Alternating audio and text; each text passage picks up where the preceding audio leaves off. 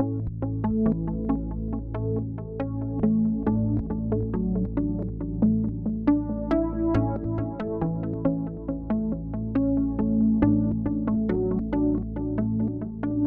outcomes. After watching this video, you will be able to understand the intuition behind the concept of accruals.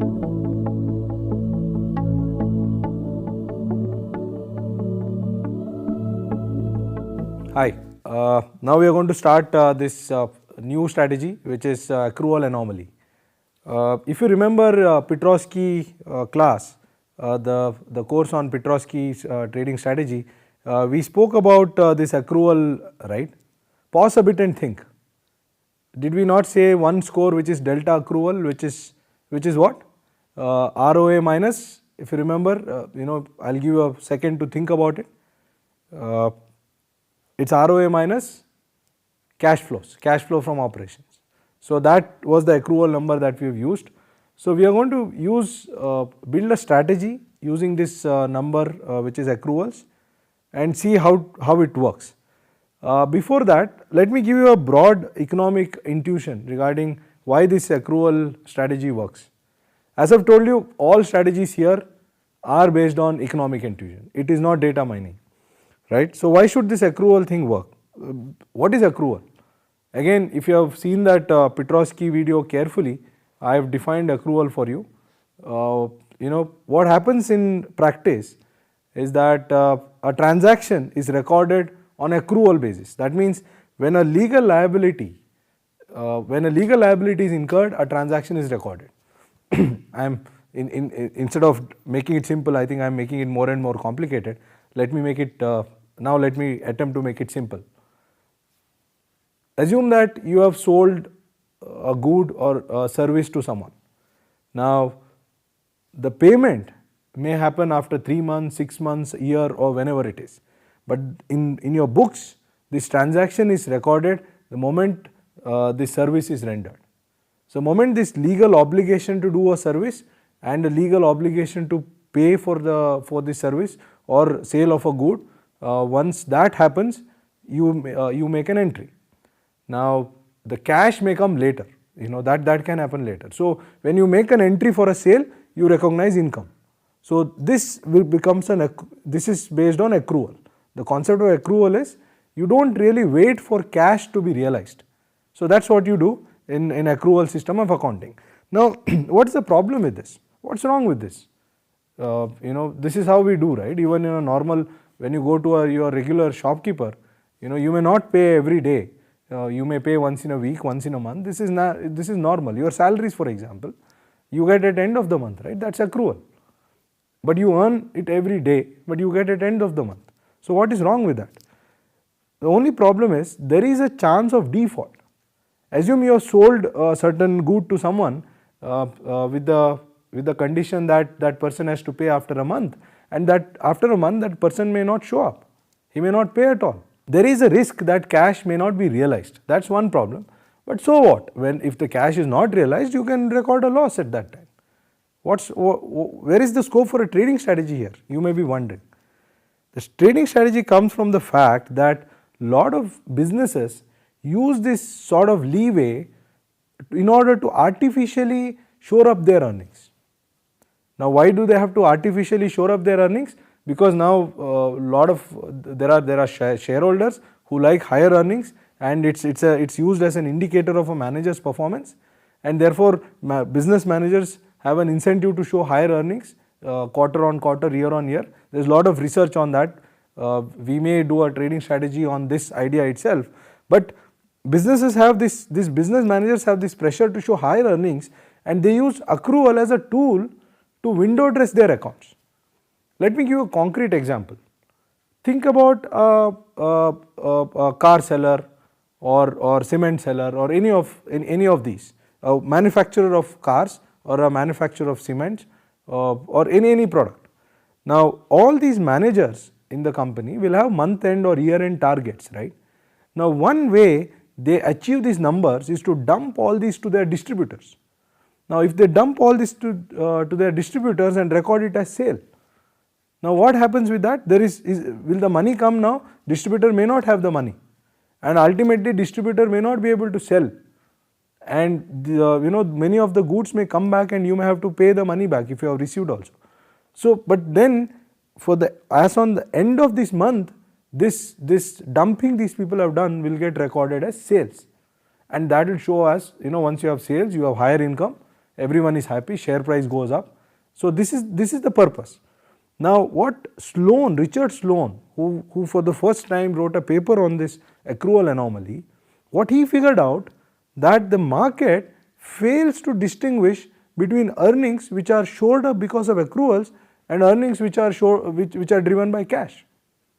Now why this so? It looks so obvious, right? If you have a company with say earnings of X, there is another with the same earnings of X. If this X is driven by accruals, the other one is driven by cash, the market should have differentiated between the two, right? Because the earnings company which has got earnings in cash has got that cash, whereas the accrual person A has not realized his earnings, B, it could be window dressing as well. But the surprising thing is, market fails to differentiate between these stocks in the short term. That's the key. It is not that they never distinguish, There is a window of opportunity after announcement of a result where a firm which announces higher earnings because of higher accrual, and a firm which announces earnings because of higher earnings because of higher cash, both react positively. Now, given that you have gone through 3-4 trading strategies, I will give you a few seconds to think about a possible trading strategy using this. What you should, how you can make money if this is how market behaves. Think about it. Assume there are two companies whose expected earnings is, let's say, X, X per share. Both companies, the expected earnings was X per share, and what gets realized, what gets reported is 1.5x, both companies. The difference between the two companies is, in one of the companies the 1.5x came because of accruals, in other company it came because of cash. Now both companies stock price goes up by 5%. Do you have a trading strategy here? By now you should develop this intuition to think about developing a trading strategy in such a situation. You should ask yourself, pause this video, write down this and think, can you develop a trading strategy in this situation? Hope you have thought about this and figured out a possible trading strategy. Let me suggest the following. What is my idea? The idea, not my idea by the way, that's what Sloan found in his famous paper. In the PPT you can see the link to this paper where you can download this. I encourage you to download and read the paper. So, but what he found is interesting. Market in the short run does not distinguish between the two companies, but in the long run it does. That's key. Imagine, even in the long run, if it does not distinguish between these two companies, then you don't have a strategy. Now here is an opportunity. Suppose you buy this stock, which is where earnings is dominated by cash, where there is cash flow which supports earnings, and sell this stock where earnings are dominated by accruals, where there is not enough cash to support these earnings, and hold this portfolio for some time. So you are going long or buying stock, a stock where the positive earning surprise is driven by cash, and going short on a stock where the positive earning surprise is driven by accruals. Now you expect, or Sloan finds, that after a period of time market corrects this anomaly, right? So if market initially fails to distinguish between the two, both would have gone up, but once the market realizes that the stock where the earning is driven by accruals, earnings is not sustainable, then that stock will fall, at least relatively will fall. So now what will happen? The stock that you buy will go up and the stock you sell may not go up as much, or it may fall. So that will give you, generate profits for you. Please understand, you may be wondering why are we always telling you to buy something and sell something else. All our strategies have this long short feature, right? This is because sometimes the stocks may move because of directional reasons. Suppose, say, as I gave you an example earlier, if oil prices crash, even a good oil marketing company the stock price will fall. So it's always better to have a long and a short so that all these systemic factors are taken care of. That's the idea.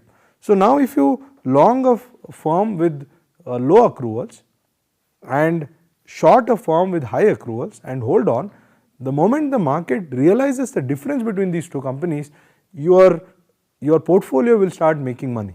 So this is the concept of this accrual anomaly. So what I will do next is I will take you through the abstract of the paper. Remember, the abstract completely summarizes the paper in 4 or 5 lines.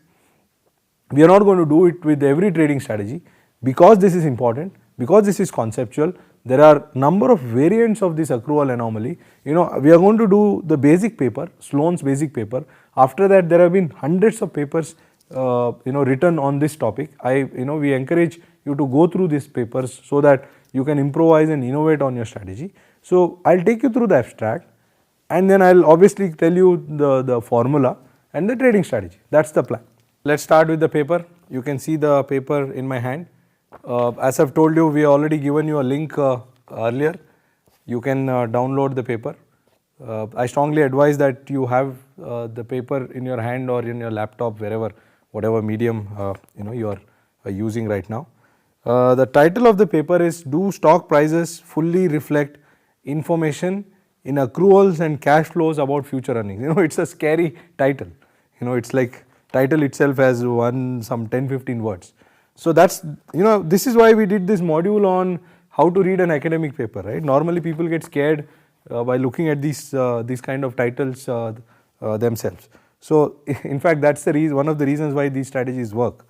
So the title is long, but the idea is very simple. This is a paper by Richard G. Sloan from University of Pennsylvania, and it's published in the Accounting Review, which is again one of the top journals in accounting. It's called TAR. Academicians call it TAR, which is the Journal of Accounting Review. So the reason why I emphasize on publication and where it is published, because these papers go through refereeing process, and it's important. Sometimes you may find a random paper, working paper, unpublished paper lying somewhere, and an unpublished paper is a paper which has not gone through this refereeing process, where peers have not validated the findings. A published paper is one where a referee who is equally qualified as the author has looked at these papers and have found the findings to be sound. Again, it's not that it's foolproof and it will work all the time. That's not the case. I have given enough disclaimers. We've made a complete module on disclaimers, but that's not the idea. But the standards are higher, and the more impactful the journal, higher is the standard. That's the benefit of published papers. So given 2 papers of everything being the same, I would prefer experimenting with a published paper than an unpublished paper. But then obviously there is a con to it. The unpublished paper will be new and the published paper is likely to be old. Lot more people are likely to know. So these are costs and benefits one has to look at. Anyway, let's come back to this paper by Richard Sloan about accrual anomaly. So I will take you through abstract. So I suggest that you read the abstract word by word. It's very important because it will summarize the entire paper in about 100-150 words. So what does he say? This paper investigates whether stock prices reflect information about future earnings. Now, as I told you, this is mostly for academic audience. He is telling why this strategy works, but you should understand this. He is saying there is information information about future earnings which is out there, and that his question is whether that information is getting reflected in stock prices. Now remember, our whole thing is that market is not strong form efficient, so strong or super strong form efficient, where the current information which is coming out is not always reflected in the price. So that is why these strategies work. So he is saying information which is out there whether it gets reflected in stock prices. Now, where is this information coming from? Information, next line he says, contained in accrual and cash flow components. Now, there is, as we have seen during Petrosky work, there is a accrual component of your earnings, there is cash component of his earnings. Richard Sloan says, you get some information, some useful information from this accrual component and cash component. Now, his question is whether that information is already embedded in stock price. That is the question, right. So, he asks, this paper investigates whether stock prices reflect information about future earnings contained in accrual and cash components of current earnings. So, see, accrual and cash component of current earnings contain information about future earnings. This is what he says. So, this is very important. Please note, all that you need to know is accrual and cash component of current earnings. This is a good news. You need not know future earnings. His point is, these two components have information about future earnings. Now, the question is that the information that you can extract from these earning statements is it already priced in? Now, if it is already priced in, nothing much you can do about it. But what if it is not priced in? That is where you have a trading strategy. So, that is the question Sloan addresses. Let us move on. Then he says, the extent to which current earnings performance persists into the future is shown to depend on the relative magnitudes of the cash and accrual components of current earnings. These papers tend to have long sentences, and there's always a lot of jargon in between. As I have told you before, this is intended towards academic audience, but still this is not that difficult. Let's try to understand this. He says, the extent to which current earnings performance persists. See, suppose a company has a good earnings performance in a particular quarter. Now, what are you interested in basically? You are interested in is whether this earnings performance is sustainable. Are you going to get the same kind of earnings in future, good or bad? One sort of a thing which we have not considered so far is all our examples are about good earnings. Earnings could be bad as well. So, can you say that by looking at the earnings number this quarter, this kind of earnings is going to sustain in future? So, that is the kind of information that he is looking at. So, he asks, the extent to which current earnings performance persists into the future is shown to depend on the relative magnitude of cash and accrual components of current earnings. He claims that this paper shows that the extent to which your current earning performance persists, that is going to continue, good or bad, depends on the proportion of cash and accruals in your total earnings. So, that is what this paper shows. Now, you may wonder how does it matter? Earnings performance persists or not persist because of cash or accrual, because everybody knows about it. This information is public. So, what is the big deal? Where is the trading strategy? Here comes the next line. However, stock prices are found to act as if, this is very key, this word is key, as these two words are key, as if investors fixate on earnings, failing to reflect fully information contained in accrual and cash flow components of current earnings. Let me stop here. He has very long sentences, you lose track, and it is better to break these sentences into parts and try understanding one part at a time. Let us take the first part. However, stock prices are found to act as if investors fixate on earnings. What is he saying? The way stock market reacts to an earnings announcement, it is as if investors do not see this difference. Investors look at this total earnings. You have this earnings of 100, 50 may be cash, 50 may be accruals, but the way the market reacts to this earnings number is as if investors fixate on current earnings, failing to reflect fully information contained in accrual and cash flow components. So, investors, when these earnings are announced, fail to distinguish between the persistence of earnings when it is driven by cash and when it is driven by accruals.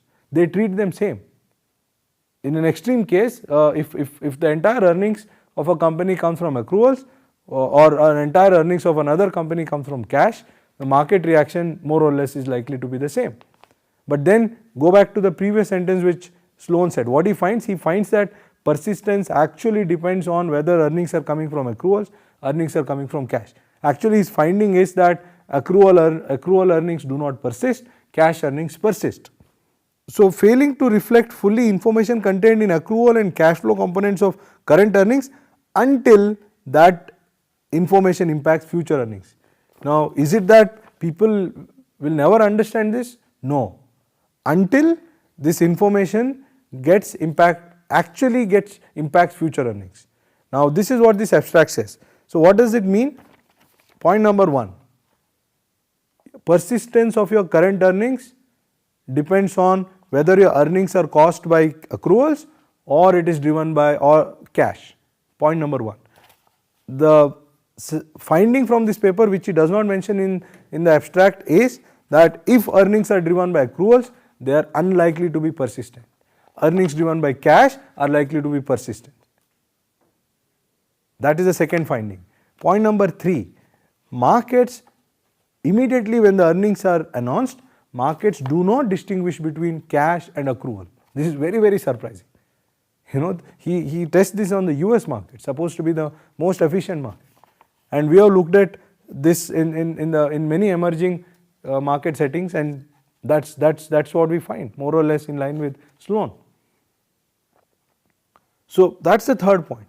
Fourth point is that this kind of anomalous behavior, this kind of sort of ignoring of the signals which one could have detected persists till future earnings get actually impacted. So you have this time between announcement of current earnings to announcement of future earnings to make money in this strategy. So this is the message that you get from Sloan's paper. Let's carry on in the next phase. I will tell you the exact strategy. How does he create his accrual variable, and then we will take you through an example. We will tell you we'll tell you the numbers what we get when we analyze this on India.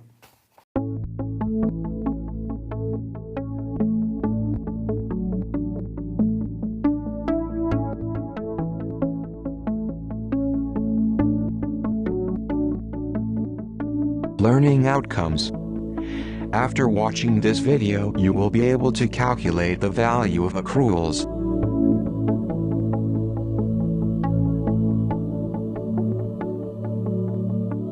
Alright guys, so we have so far seen the whole concept of accrual and why theoretically this is supposed to work. Now let's get into the actual formula. So this is it. This is the formula that Sloan uses to identify accruals. Looks complicated on the face of it, but it's very, very simple and straightforward if you really understand what's going on here. So accruals, let's start from the first part of the formula. So how do you calculate accrual? So first what you have to do is delta CA. What is this delta CA? Go back to your accounting class. You learned that there are current assets and current liabilities, right? Just pause for a while and think, what are current assets? Do you get it? Yeah. So current assets are those which are easily convertible into cash within a quick time. There is usually people say within a year, but the spirit of the argument is they are convertible into cash quickly. So that's the idea. So delta current assets. So change in current assets. Now remember, what are we up to? We are trying to calculate this accrual component. How much is the accrual earnings of a firm in a year, right? So why should we take this delta current assets? If you think properly, think of a seller who has sold something and has not received cash. Now what happens how is such a transaction recorded? Such a transaction is recorded as a receivable from that buyer, right. So, if you record something as a receivable from a buyer, so what happens? Your current assets go up. Remember, current asset consists of what? Cash, receivables, stock, and so on and so forth. So, any increase in current assets is an increase in accruals, right. So, this sale which is not a cash transaction increases your income, but at the same time it does not contribute to your cash. So, that is why delta CA, an increase in current assets, is considered as increase in accrual. It is not considered, it is an increase in accrual. So, first calculate that. So, how do you calculate? Take this year's balance sheet, take previous year's balance sheet, and just take the difference, calculate the difference. So, the first component is delta CA. So, this is basically difference between all current assets of this year and last year. However, you have to subtract change in cash from them, change in cash from change in current assets. Why? Because increase in cash is not accruals, increase in cash is cash. So, when you have calculated increase in current assets, you would have also taken cash into account, right. So, if that same sale is because of cash, or within 3 months if the buyer is pays cash, then that should not be considered. So, basically this part is increase in current assets net of increase in cash. In other words, all that you have to do is calculate change in all current assets other than cash. That is what this part means. Now, let us go to the second part. There are some terms which you may not be familiar, but you have to understand the spirit of this formula. Basically, all that we are trying to understand is what is the change in operating income caused by accruals, that is all. Now, ignore the negative sign for a while. What are we trying to calculate here? Delta current liabilities. CL stands for current liabilities. Now, increase in current liabilities, does it increase accruals or does it reduce accruals? Why don't you think about this for a bit? You can pause this video here and think about this. The question is, increase in current liabilities, does it increase accruals or does it reduce accrual? Hope you thought about it, many of you have got it, but let me explain for those of you who are still thinking. What happens? What is this current liability? Current liability is something that you owe to your supplier, right. Suppose you buy something on credit, your it could be raw material, it could be any purchases that you make on credit. So, you record the moment you make this purchase, right, but then the actual payment may be delayed. It may be a practice in your industry to pay after say 3 months or 6 months. Now, in such a situation, how do you record this transaction? You will record this transaction as a purchase, which is an expense, but at the same time in your balance sheet, what you do is you show it as, yes, sundry creditors, bills payable, in different names in different countries. That does not matter. The spirit is that whenever you buy something on credit, when there is no cash flow involved, so there is an increase in current liability. Now, what does this increase in current liability to do? What does it do to your accruals? So, the way you have to think about it is, suppose you had paid this in cash, then your cash earnings would have come down, right. Suppose you had paid this in cash. Now, what is happening is you are not paid it in cash. So, there is a cash saving. Let me give you a concrete example. I think then it will be clear.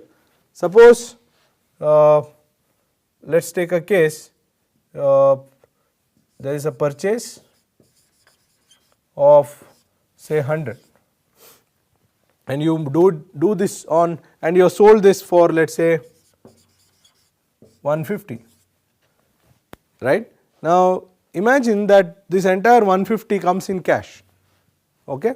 Now, just for the sake of simplicity, assume that there are no other expenses and you make a profit of 50. I am just making it too simple for just for the sake of understanding. You of course you will have other expenses, closing stock and so on and so forth, but let us take this example. Now, in this case, what is the cash you will have? So, you started with, let us say, a cash of say whatever, you started with the cash of 100, let us say, right. Now, you are paid nothing, but your receipts are 150, right. So, your cash earnings in this case is going to be how much?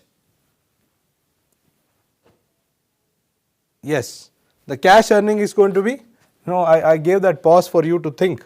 Whenever I ask a question, I will pause for a few seconds, so that you can think.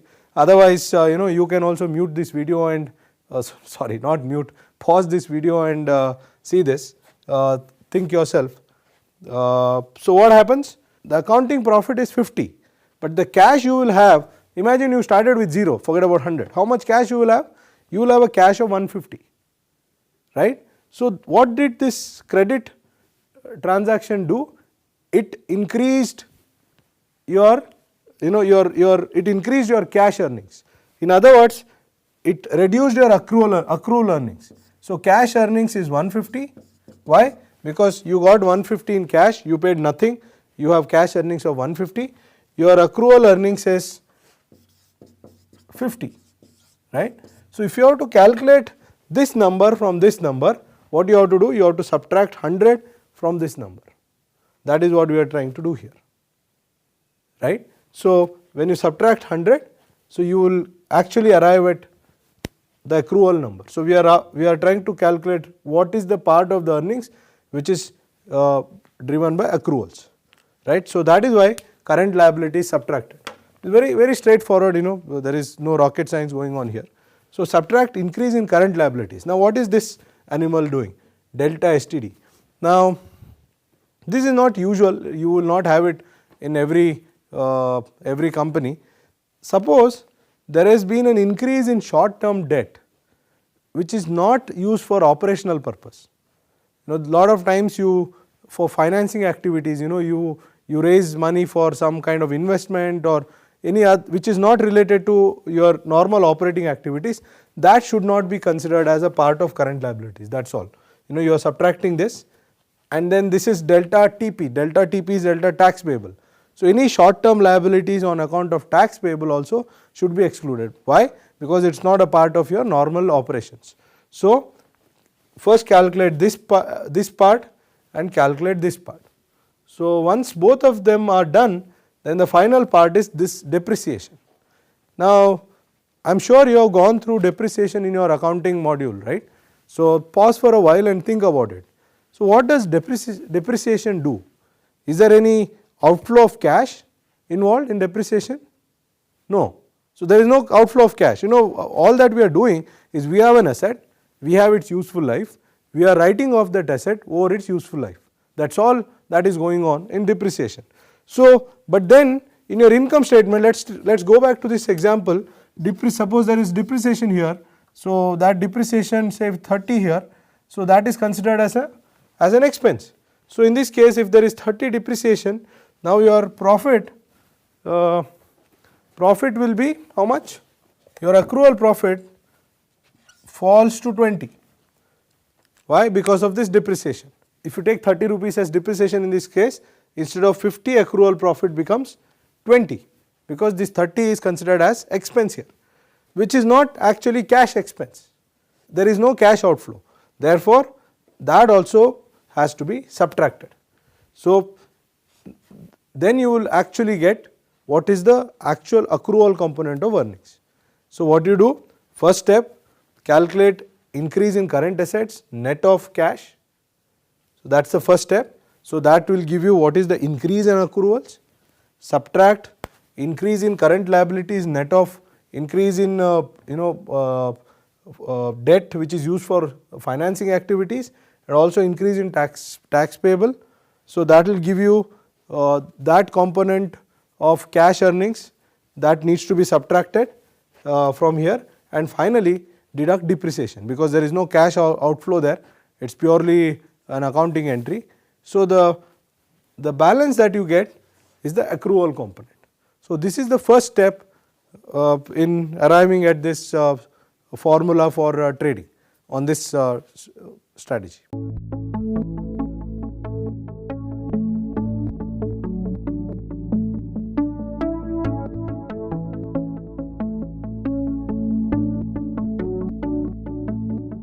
Learning outcomes. After watching this video, you will be able to calculate the accrual ratio and the cash ratio.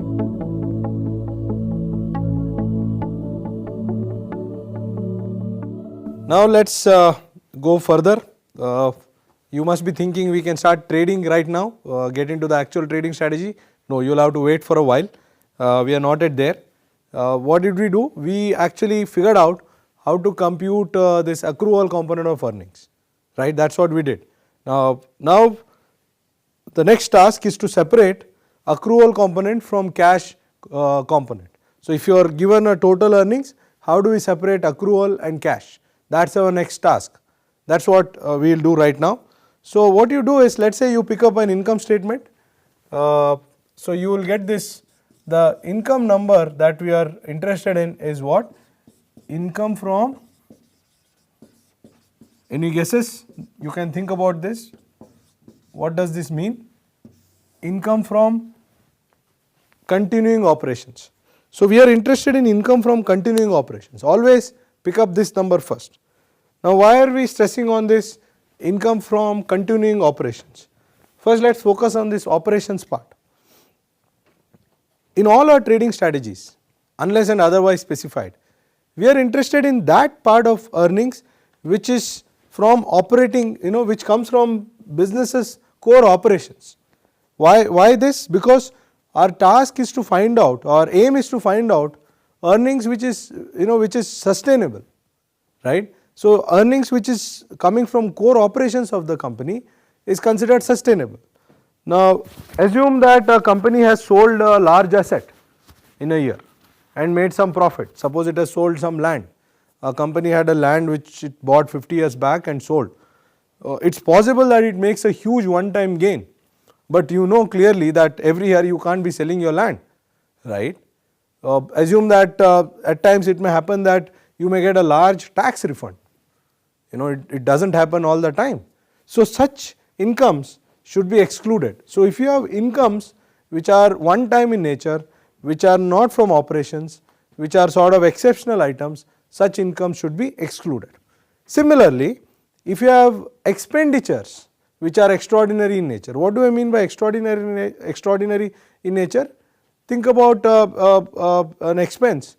You had provided less for tax in the previous years and it was decided, you filed a case and it was decided that the tax expenditure, actual tax that you are supposed to pay is more than what you provided. So this year you had to pay certain amount of tax applicable to previous years. I am just giving an example. Now that in the income statement that will be treated as an expense, but then that is not a part of current year and that is not a regular occurrence. It is not the case that every year you will have this instance. So such expenses also should not be included. So what do you have to do when I say such expenses should not be included? Think about it. When I said such income should not be included, I said deduct that income from the final number that you have. Similarly, when you think about, if I say that an expense should not be included, you have to add it back. You have to add it back to the income number. So those things should be, all extraordinary items should be removed. And finally, focus on this word continuing as well. This should be from continuing operations. Suppose you have sold off a division of your business. Now you may make a one time gain or one time loss. This is very common, right? Companies acquire other companies, sell off some of their divisions. All this happens all the time. So suppose you have some income from such operations which are discontinued, that should not be incorporated. Even the expenditure there should not be incorporated. So first arrive at this number, income from continuing operations. In many firms this is reported this as it is. You will get this number, income from continuing operations. Otherwise you will have to pick up this number and do this little bit of arithmetic here. So that is the reason why I am explaining how do you arrive at this number. Now Why have I drawn this line? Think about Petrosky. Every number that we have taken there, we have normalized it. What do I mean by normalizing? Dividing it by some common element like total assets or total sales. Now why do we do this? So why do we do this normalizing thing every time? We are normalizing by average total assets.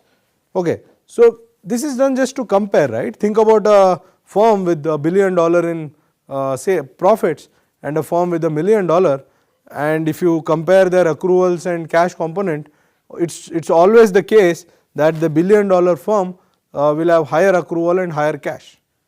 Let us take a very extreme case. Suppose that $1 billion profit firm has 10% in cash and 90% in accrual, and this $1 million firm has on the other hand has 90% cash and 10% accrual. Even then you will rank the first firm higher in terms of accruals or even in terms of cash, which is not correct. So to make two firms comparable, you generally normalize it with either assets or sales, so that this accrual and cash component can be expressed as a proportion of something. So that's the purpose. So you get this normalized number, income from continuing operations. Now what is step 2? Step 2 is, we have already calculated this accrual number, right? So you remember how did we calculate? We took the current assets, increase in current assets after taking into account increase in cash. So non-cash current assets that we took, from that we subtracted change in current liabilities, but while subtracting change in current liabilities, we made sure that the debt, short term debt used for financing operation is not included in current liabilities, and we also made sure that tax payable, any change in tax payable is not included in current liabilities. So finally we also subtracted depreciation. So we did these three things and arrived at this number. So that is accrual component. So now what you do is, the accrual that you arrived at in the previous calculation that we did, and divided by average total assets. So this is the accrual component. So now you have income component, total income component, and you have accrual component. What next? You should be able to get this. The difference between the two is what? Yes, cash component. So now the third thing is cash component. All that you have to do is, let us call this 1, let us call this 2, and 1 minus 2. Here you go. You have your cash component. So you have your total income component, you have your accrual component, and you have your cash component. So now you are equipped to any income statement. If I give you an income statement, you should be in a position to first calculate accruals. How will you do it? Already done. Go back few minutes in this video, you will get it. So you should be able to compute accrual component. You should be able to arrive at income from continuing operations, subtract, and obviously pick up total asset, subtract this second one from 1, and you will get income from cash component. So you got these numbers for all companies. What do you do next? Now we will get into trading. Before that, little bit of why this strategy works. Go back to this discussion that we had on abstract. Now what does Sloan say in the paper? Sloan says that accrual component, income which is driven by accrual component is less persistent when compared to income which is driven by cash component. Now that is one part of the argument. But what is most important for the trader? Most important part is the market prices or reacts to earnings announcement as if there is no difference between the two. Now the best part is, although there is a difference, the market in the short run fails to distinguish. Now this is the market failure that leads to profits in this strategy, this is what Sloan's argument. Now if that is the case, and then the third part is markets correct themselves once the next cycle of earnings are announced. So that's the whole argument. So in this paper, what Sloan does before actually getting into this actual trading, what he does is he tests whether this hypothesis is true. So many of you may not be interested in regression and all this testing and all that. That's not required from a trading point of view. Those of you who are interested in this part can look at that part of the paper. Who is interested? Those of you who are interested in learning what is actually going on in Sloan's paper can go through that part. He actually shows through a regression that the accrual component is less persistent when compared to cash component. That means if a company has high earnings and if most of its high earnings, what do you mean by high earnings, by the way? High earnings is nothing but better than expected earnings, and most of it is driven by say accruals. You will not see such a firm continuously reporting high earnings in future. On the other hand, if there are firms which are reporting high earnings which is driven by cash component, you will see that repeatedly these firms perform. Even the next quarter or the next year earnings are likely to be better. You can actually verify, you need not get into regressions. You can just separate out companies into high accrual and low accrual and see what happens to earnings in future. That's a nice exercise to do. I strongly encourage you to do it so that you convince yourself that these firms which are high cash earnings keep performing better, whereas firms which are like high accrual earnings do not keep outperforming. So that is very important for our strategy.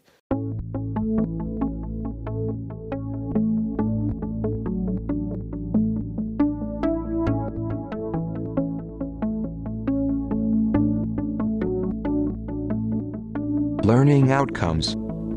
After watching this video, you will be able to implement the accrual trading strategy.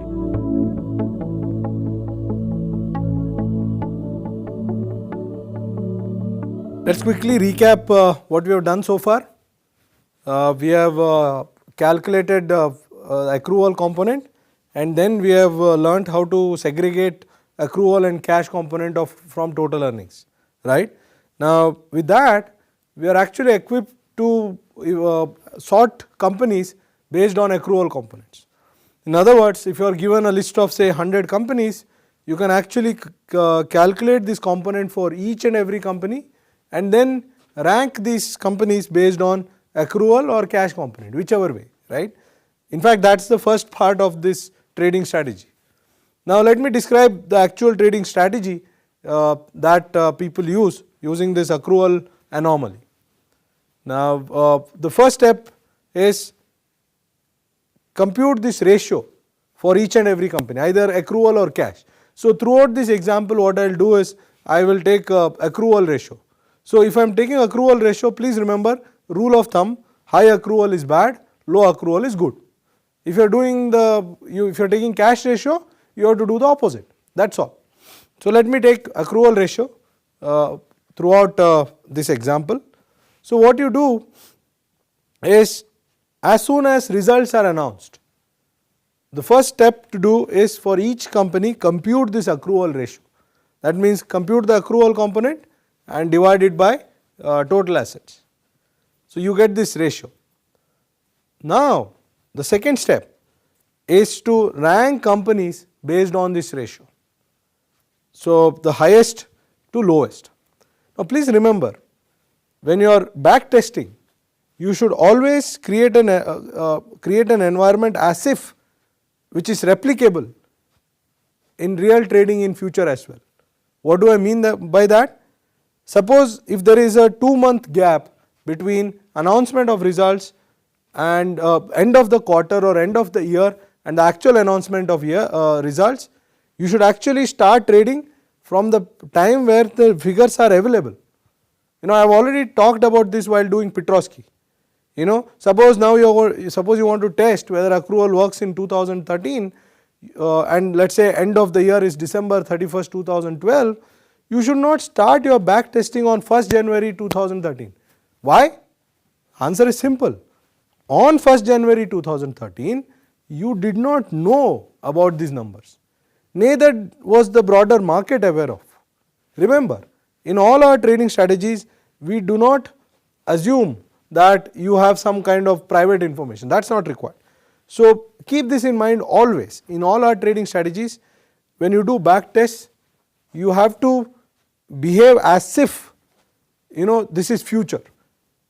Because sitting now, you can pick up on January, you can do calculations taking January 1st, 2013 using December 31st, 2012 numbers. That's possible now because you know both the numbers. But then as on January 1st, 2013, you did not know these numbers. So in other words, if you want to do this for 2018, January 1st, on January 1st, 2018, you will not know December 31st, 2017 numbers. That's what I am trying to say. Let's get back to this strategy.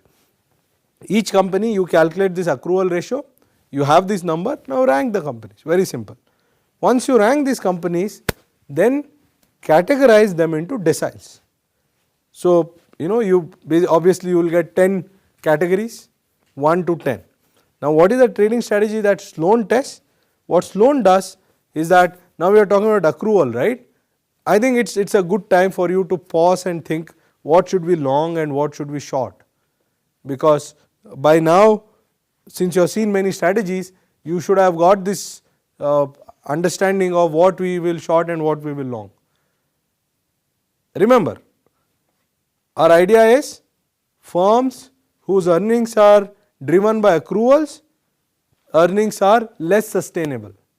Firms where earnings are driven by cash, these earnings are more sustainable. But the market behaves as if there is no difference between cash and accrual component, right. So that's the whole idea behind this strategy. So what we have to do is, we have to short those firms with high accruals.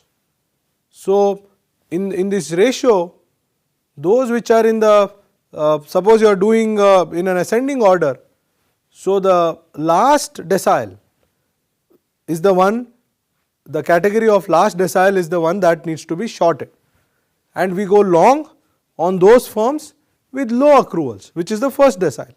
Now this is the strategy which Sloan tries. Please remember, this part is not cast in stone. The whole thing that you have to understand from this strategy is, there is a difference in earnings persistence between accrual and cash, and market fail to recognize this. Now it need not necessarily be first decile and the last decile. It could be first quartile and the last quartile also, or it could be below median and above median also. You can try all these combination and see what works best in the economic setting that you are examining. But then what Sloan does is, he picks up deciles and the first and the last decile. Suppose you are using this cash ratio, cash component. How do you get it? Income from continuing operations minus accruals, right. Suppose you are using that, then what do you do? High cash is good, low cash is bad. And if you have arranged this, arrange your firms based on in an ascending order of this ratio, so you will go long on the top decile and go short on the bottom decile. So that is going to be the strategy. Now what has Sloan found?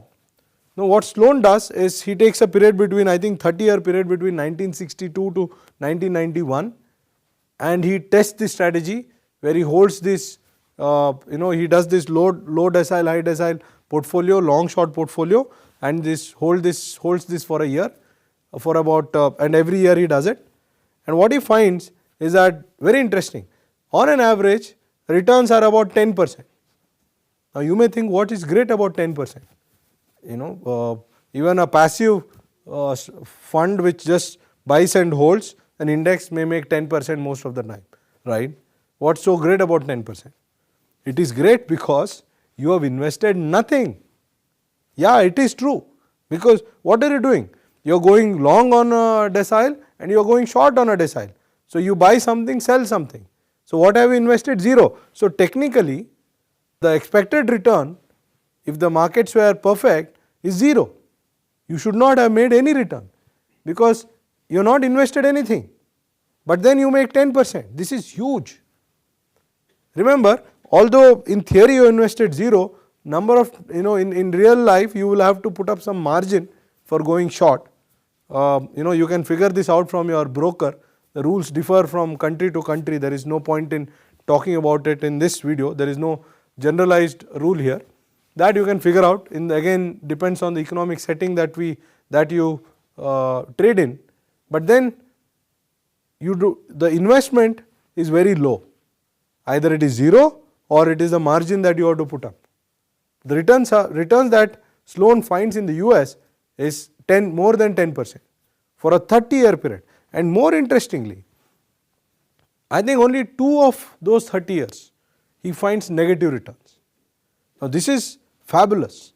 Remember this, lot of strategies work well on an average.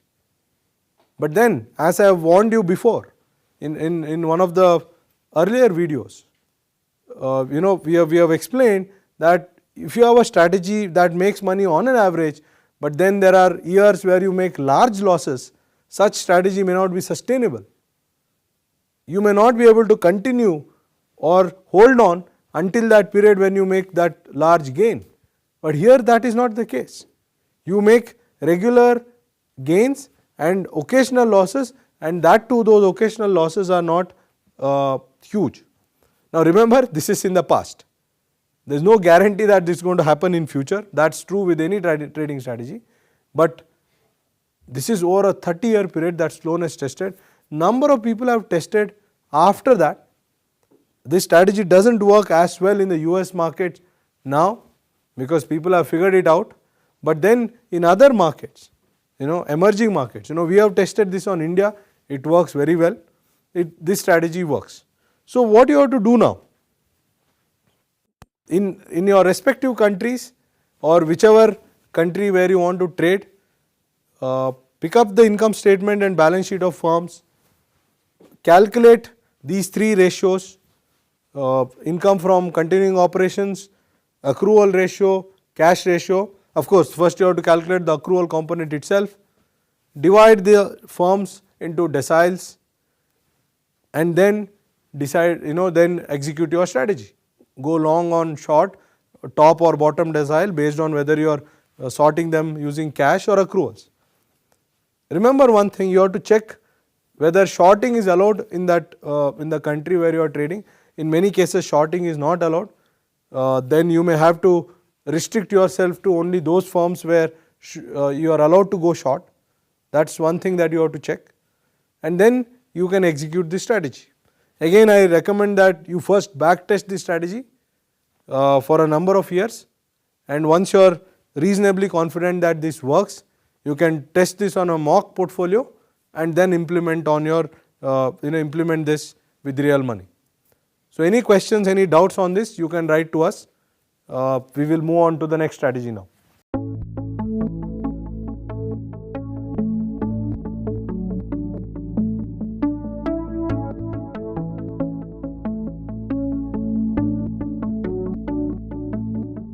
Learning outcomes.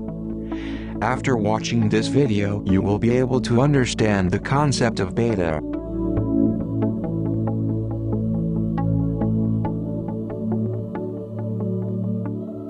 Alright, now let us continue with our trading strategies. The strategy that I am going to talk about right now is based on a concept known as beta. It is about risk. So before getting into the strategy, the paper is titled as betting against beta.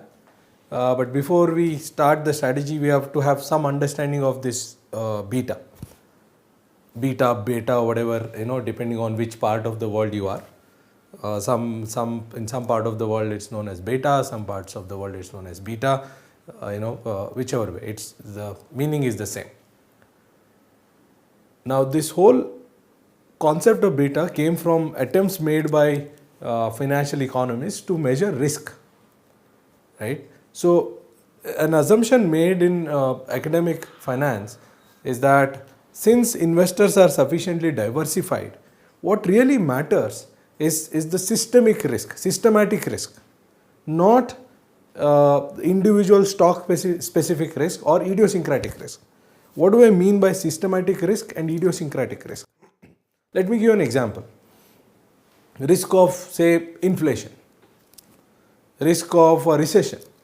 Now these are risks which are systematic. That means it is applicable to the entire market. This is not stock specific. Of course, different stocks respond differently to these. I'll come to it in a while. But these are not a particular sector specific or stock specific risk, a currency depreciation, for example. Whereas, think of something happening to a company, a company losing a court case, for example, or a CEO death of a company. Now, these are not risks which are applicable to the entire market. These are risks a company faces. These are known as idiosyncratic risk.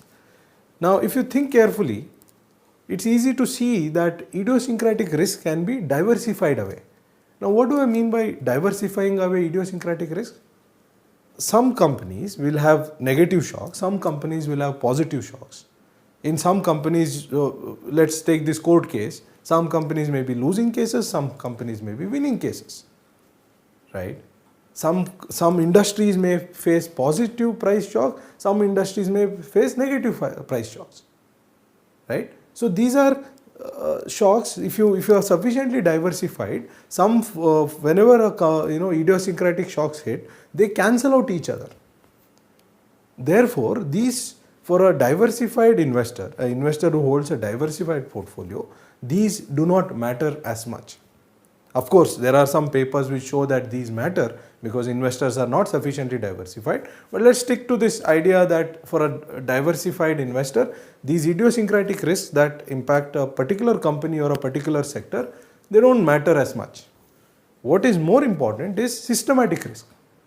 Now, these systematic risks impact the entire market. Yes, they impact the entire market, but the way they impact each company is different.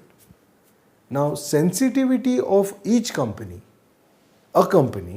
to this systematic risk is known as beta. That's all. So, by definition, systematic risk of the market portfolio is 1. Why? Because market portfolio represents a diversified portfolio of the entire market. Now, so this is theory. Now, how do you measure it? Very simple. All that you have to do is how sensitive is a particular stock return to a market return. That's what is beta all about. For example, if when the market goes up by 1%, if a particular company's stocks goes up on an average by 1.5%, then this particular company has a beta of 1.5. A company whose stock goes up or down with the market, say twice as much, has a beta of 2. As simple as that. Now, some more points about beta. So, companies which have high beta are known as aggressive stocks or growth stocks. Companies which have high growth, high uncertainty, or high exposure to systemic risk have high beta. Companies which have low growth usually have low beta, and they are known as defensives. Now, can you think of an example? Pause for a while and think. Yes, utilities. Utilities have very low betas. So, because when the market moves, they don't move as much as an aggressive stock would move, as a high growth stock would move. So, that is why they are low risky. So, now how do you get your betas? It's very simple. Most of companies, listed companies' betas are publicly available. You don't have to compute. You can anyway we have given the formula in the slides, but you need not compute. You will get it publicly. So all that our strategy requires is the strategy that I'm going to talk right now requires is calculation of this beta, and then you have to sort companies based on beta. Yeah, enough of background now. Let's get into the actual trading strategy. Like in the case of all other strategy, what we are going to do is first we'll read out the abstract, understand what this strategy is all about, where it works, where it will not work, and then we'll actually go through the strategy in detail and see what has been the return when the authors calculated it for the first time, and we'll produce some more results that we have calculated ourselves, right? So let's start with the paper. So the paper is titled as Betting Against Beta. So as I've told you, by now you're familiar with beta, the concept of beta. This is a paper published in Journal of Financial Economics. So this is one of the top journals in finance. So far we have been talking about, we have been talking about strategies which are mostly published in accounting journals. So even the Sloan's accrual anomaly, or even the earlier one, Petrosky's. I hope you guys still remember Petrosky, the value investing formula. All these are articles which were published in top accounting journals way back. This is an article which is published in a finance journal. So JFE, Journal of Financial Economics. The title of the paper is Betting Against Beta, and the authors are Andrea Frazzani and Pedersen. Pedersen is from NYU. Now, when I say this betting against beta, by now you must have some rough idea regarding what I'm going to do. So I think it's time that you pause for a while and absorb. So when I say betting against beta, what is likely to come in this strategy? Betting against beta, right? So let me go take you through the abstract. We present a model with leverage and margin constraint that vary across investors and time. Now, this is for, again, purely from a trading point of view, you need not worry about this. All that author is saying is they have built a theoretical model as to why their trading strategy works. So that is not essential for us. Those of you who are interested in understanding the theory behind this can go through. If you have any question, you can write to us. We'll proceed. We find evidence consistent with each of the model's 5 central predictions. So what they do is that, let me spend few seconds here. They build a model where investors are leveraged and they have very high constraints. So this model yields 5 predictions. So we are interested as traders, as students of trading, we are interested in 2 of those 5 predictions. I'll just read out all the 5. Again, as I've said, if you are interested, you can go through them in detail. But we are interested in 2 of them. So what is the first? First, because constrained investors bid up high beta assets. So their model says constrained investors bid up high beta assets. Now, why they do it, I'll describe when I'll talk about a model a little bit, because as I've said, here we are not going to mechanically implement trading strategies. This is not a data mining exercise. We are going to tell you economic rationale behind strategies. I've been telling this repeatedly. In this paper, in this strategy, we will tell you in reasonable detail why this strategy works. So he gives a hint here. Because constrained investors bid up high beta stock prices. Now, why they bid up is something that we'll see when we see the theory of this. But they bid up, for time being, assume that high constrained investors bid high beta stock prices up. High beta is associated with low alpha. Now, another term you should know is alpha. I should have told you about this when I described beta. So, alpha is nothing but the extraordinary return that you make. So there is an expected return, right? So suppose, let me give you an example. Suppose a stock has a beta of say 2, right? Expected beta of 2 in the past, using past data. Now the market return, let's say, is 5% for a period. Now, and the risk-free return is say 3%. Just to give an example, we have already given you the formula. If you remember the CAPM formula, what is that? Alpha is risk-free return plus market return minus risk-free return into beta, right? That is the expected return. Suppose let's take this example. A firm has an expected return of 5%, risk-free rate is 3%. So the excess return is 2%, beta is 2, that means you have 4%. Plus a risk-free rate of 2%. So total expected return will be 6%. Now this is expected return. But if the stock actually gives a return of 8%, then the balance 2% is known as alpha.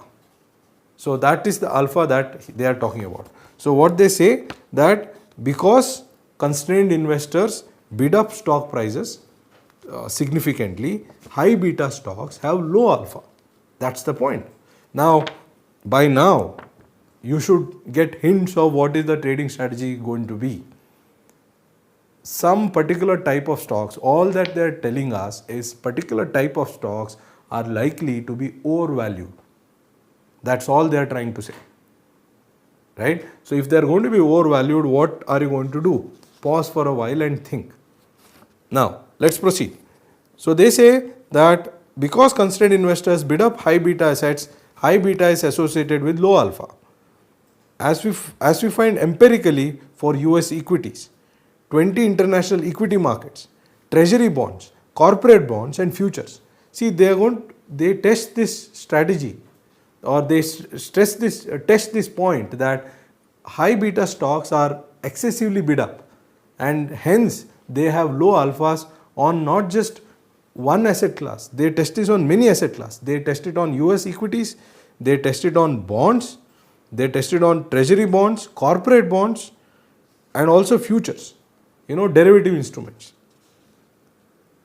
So therefore, a betting against beta, BAB factor, which is long leveraged low beta assets and short high beta assets, produces significantly positive risk adjusted return. This is the most important thing. Entire strategy now is explained in these two lines. They create something known as BAB factor, betting against beta factor. What is this? Very simple. Long low beta stocks and short high beta stocks. Let me read this once again. Long leveraged low beta assets and short high beta assets. So they go long on low beta assets and short high beta assets. Why? Because high beta assets are bid up by these constrained investors, and hence their future returns are expected to be low, or alphas are expected to be low. So long high beta and short low beta, that's the strategy, is expected to lead to significantly positive risk adjusted return. That is their main finding. When funding constraints tighten, the return of BAB factor is low. Now, when does this strategy work? I have been telling you repeatedly that we are also going to tell you when each of these strategies work. Here is the answer for this particular strategy. They say that when funding becomes very tight, when constraints tighten, then this strategy does not work. Increased funding liquidity risk compresses beta towards 1. More constrained investors hold riskier assets. So these are their predictions from their abstract. So we are going to see in detail when we go further why this strategy works, and we are also going to implement this strategy and tell you what has been the return in the past. Now remember, the strategy is very simple. The idea is very simple, that levered investors, constrained investors bid up the stock price of high beta stocks beyond the expected stock price based on fundamentals, and therefore the expected future returns, abnormal returns, alpha of these stocks are likely to be low. Now, as an astute trader, as a trader who is there to exploit anomalies out there, what one should do is to sell such stocks and buy stocks which are low beta. That's all this strategy is all about. We'll get into nuts and bolts of this strategy very soon.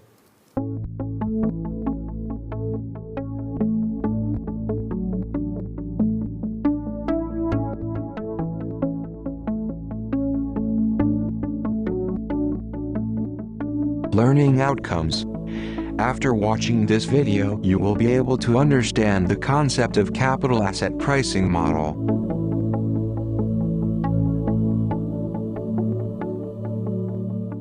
Okay, so now you understand the concept of beta. Now, how it is applied to asset pricing, I think we need to spend a couple of minutes on that before we do the strategy of betting against beta. Basically, there is something called capital asset pricing model. The formula is like this: our expected return of a stock is RF. I'll tell you what these terms are: RM minus RF into beta. Now, expected return of a stock is See, remember this, if you are holding a diversified portfolio, then your idiosyncratic risk does not matter. Any risk which is company specific, such risks don't matter at all, right? So if we are concerned only about beta, beta is the only thing that comes for pricing. So your expected return is a function of your systematic risk, how risky you are compared to the market. So every investment should compensate you for taking risk. Risk-free return is something that you can make from investing in a treasury security. At least for domestic investor, a government never defaults. So technically it is risk-free. So that is why your expected return is at least this much plus the excess return that market makes over risk-free return times beta. So this is the excess return the market makes over risk-free return, and this is the sensitivity. So let's take a case. Suppose the risk-free return is 3% and the market return, let's say at a time, is 5%. Risk-free return is again 3%, and if a stock's beta is, let's say, 1.2. Now what is the expected return of this stock? Very simple. 3%, 2 times 1.2, 2.4, 3% plus 2.4% equal to 5.4%. This is what CAPM would tell you. So this, if you want to invest in this particular company, your average investor, a diversified investor, would expect 5.4% return. Now what does this mean? Does this mean that you will always make 5.4% return by investing in this? No, not at all. This is only a benchmark. So let me tell you some downside of this. While it sounds very beautiful and nicely, the formula is nice, it's easy to calculate and so on and so forth, in reality there is a major issue. It's very hard to calculate beta. See, how did you get this 1.2? What you would have done is taken some past returns of market and past return of the stock and arrived at this sensitivity. The problem is, future is never as same as the past. Future is always different. There is some unforeseen thing can happen. Nature of a business can change. A lot of things can change. You don't need convincing in a dynamic world like the ones that we are living in, that future is going to be different from past. Nobody needs convincing on that. So this number, historical number that you have arrived at, may not be accurate. So taking this beta too seriously may be risky. While it's useful as a useful benchmark to start with, but taking it too seriously is risky. All that it can help us is categorizing stocks into various buckets. Something which has a 5 beta, maybe it's safe to say that it's more risky compared to a stock with 1 beta, say. To that extent it's useful. But can you really distinguish between 1.25 and 1.24? Probably not. Or even 1.2 and 1.3? Probably not. In the next period, the 1.2 stock may turn out to be more risky than the 1.3 stock. So you have to be careful while interpreting this. So this is the CAPM model, and this is how you calculate expected return. So from this expected return, we are going to talk about something called Jensen's alpha, which is basically the difference between actual return and expected return. I will talk about it when I talk about abstract of the paper, which is betting against beta.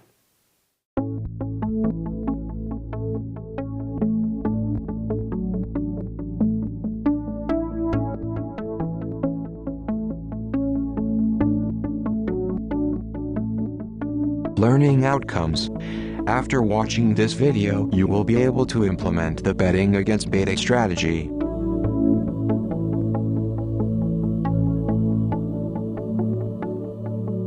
Let's continue with the betting against beta strategy. So it's the paper is very complicated. That's why I keep telling students that these papers have a lot of entry barriers. It's difficult to read. The paper is quite complicated and technical, but the strategy that comes from the paper is very simple. So if you follow the process that we explained at the beginning of this course, it's going to be fairly easy. So I have taken you through the abstract And the strategy, the idea is very simple.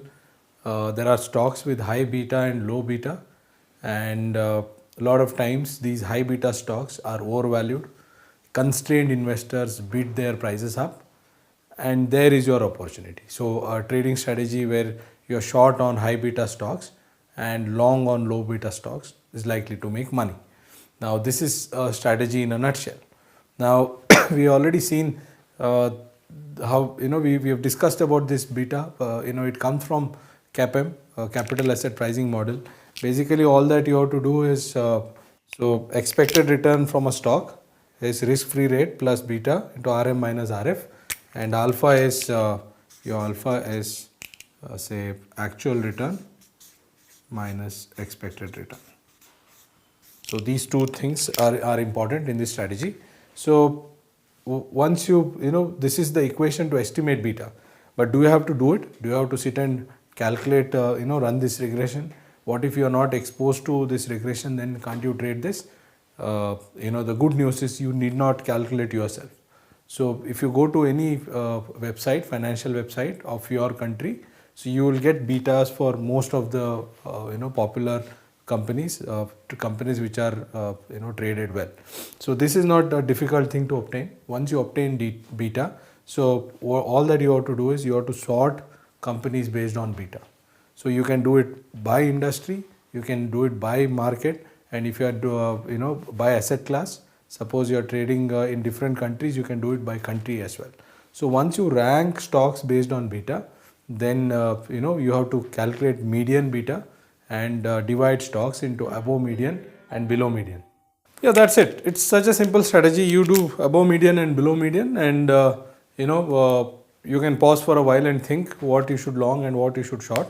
So we said stocks which are above median in terms of beta, they are overvalued, and stocks which are below median in terms of beta, they are undervalued. So naturally the strategy is go long on those low beta stocks and go short on high beta stocks and hold it for a particular period and then close the position. Now that's the strategy. Strategy is very, very simple. So we did all these background so that you're able to read the paper, and then as I've said before, you're able to improvise, because when these kind of papers come, a lot of other researchers work on these topics and develop these strategies further. So you should be able to understand that as well, and that is why we spend a lot of time in explaining the background of this strategy. Otherwise the strategy is simple and straightforward. Now another important question is about implementation.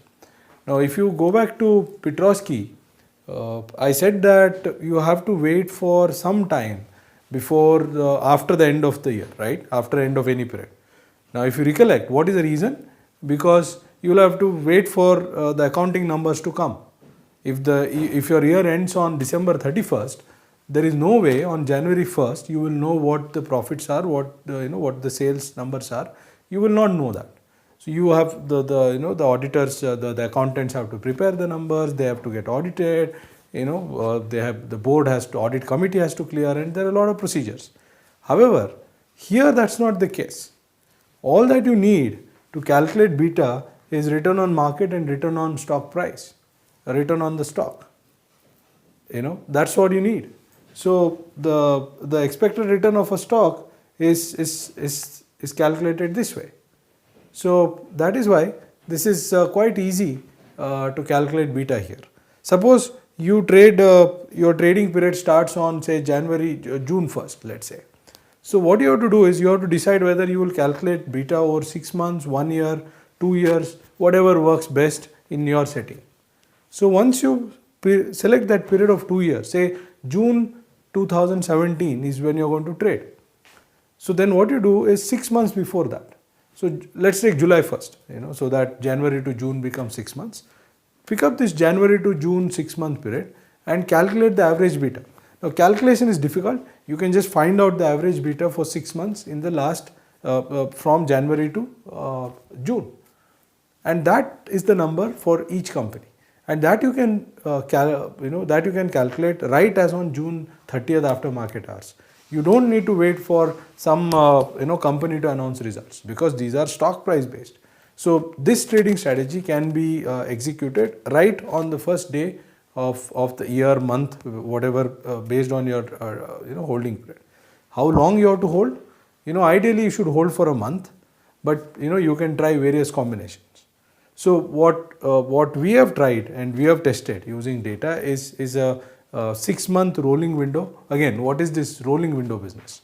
So for every, this strategy, the way it works is, suppose for a month you create a high beta, low beta portfolio.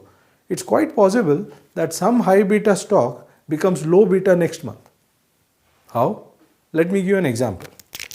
Assume that on July 1st, you start your trading. Now what is the estimation window for July 1st? That starts on January, ends on June. So this is the estimation window for July 1st. And this is the trading, and July 1st to August 1st. Let's say. So this is the trading. So this is estimation and this is trading. Now, what do you do? January to June 30th, you calculate betas for all stocks, rank them, arrive at your longs, arrive at your shorts, and do this, hold this for 1 month. That is the first step. Now, once this, on July 31st, this should be July 31st. Let's make it 31st of July. Now, once this is done, for the next month, what you should do is take this month out, make it February to July. Why? This is called the rolling window. So make February to July and now calculate betas all over again. So it's quite possible that your ranks will change. Many of the companies which are above median in terms of beta may fall below median. Quite possible. Of course, those at the very top may not change, but those who are just above median, it's quite possible that slip into the other category. In those cases, you may have to change from long to short or short to long based on a stock has moved from above to below or below to above. It's quite possible, right? So here, then your trading will start on August 1st and end on August 31st, right? Again, so on and so forth, right? Next one you will start in March and your holding period will end on August, and the trading will be from September 1st to September 30th. So all that you have to do is, for any month, go back 6 months, beginning of the month, calculate betas for all stocks, rank them, and then divide them into above median and below median, go long on below median, short the above median, and hold for 1 month. That's all about the strategy. Now, again, are there risks here? Yes, of course. Like in any strategy, this is also risky. It is not a guaranteed money making scheme. So that is why it's very important that you keep monitoring your portfolio. The major reason, although theoretically this idea is very sound, that constrained investors bid up the price of high beta stocks, and that is why they are overvalued. The whole determination of high beta, the concept of beta itself is based on past prices. That's a big problem. It's not necessary that the stocks which are high beta here. So the beta that what we actually need is the beta applicable to this period. But what we are using is the beta that has happened in this period. So that is why there are times when information sets change. Some high beta stocks may become low beta. There is risk. It is not a strategy where there is no risk. But the research shows, Pedersen's paper shows that they have seen it in 20 countries. They have seen it in different asset classes. They have seen it in developed countries. They have tested this, and it seems to work. And we have also done some of our own homework, and our results indicate that this strategy works reasonably well. So try this strategy. Create a mock portfolio, and using a mock portfolio and see how this works, and then you can carry on.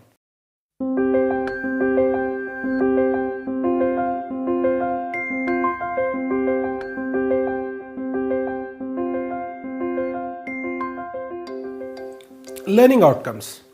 After completing this video, you'll be able to understand the basics of momentum. Hi, my name is Sai Harsha. I'm working as an analyst in the Center for Analytical Finance at Indian School of Business. I'll be taking you through the momentum strategy.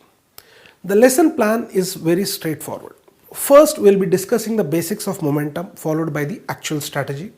Then we will discuss the results of the momentum strategy in the context of Indian market. This will be followed by the latest research in the area of momentum. Let us first understand the meaning of momentum. You might have studied in your physics that momentum is the product of mass and velocity. The momentum we are going to study today is different. So, what is this momentum? In the finance parlance, momentum refers to the tendency of rising stock prices to rise up further and falling stock prices to fall further. In simple words, if you have two portfolios of stocks, one consisting of stocks with strong past performance and the other consisting of stocks with weak past performance, then momentum says that the stocks with strong past performance will outperform the stocks with the weak past performance. Now you'll ask me, so what? Let me tell you why this is important. Let us go back to our efficient market hypothesis.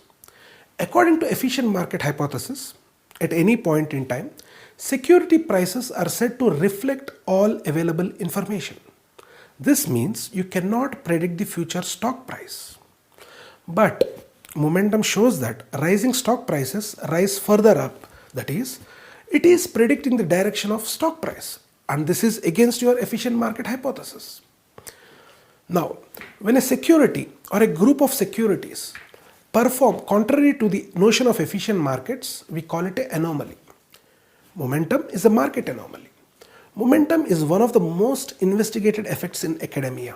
Hundreds of papers have been written on this topic.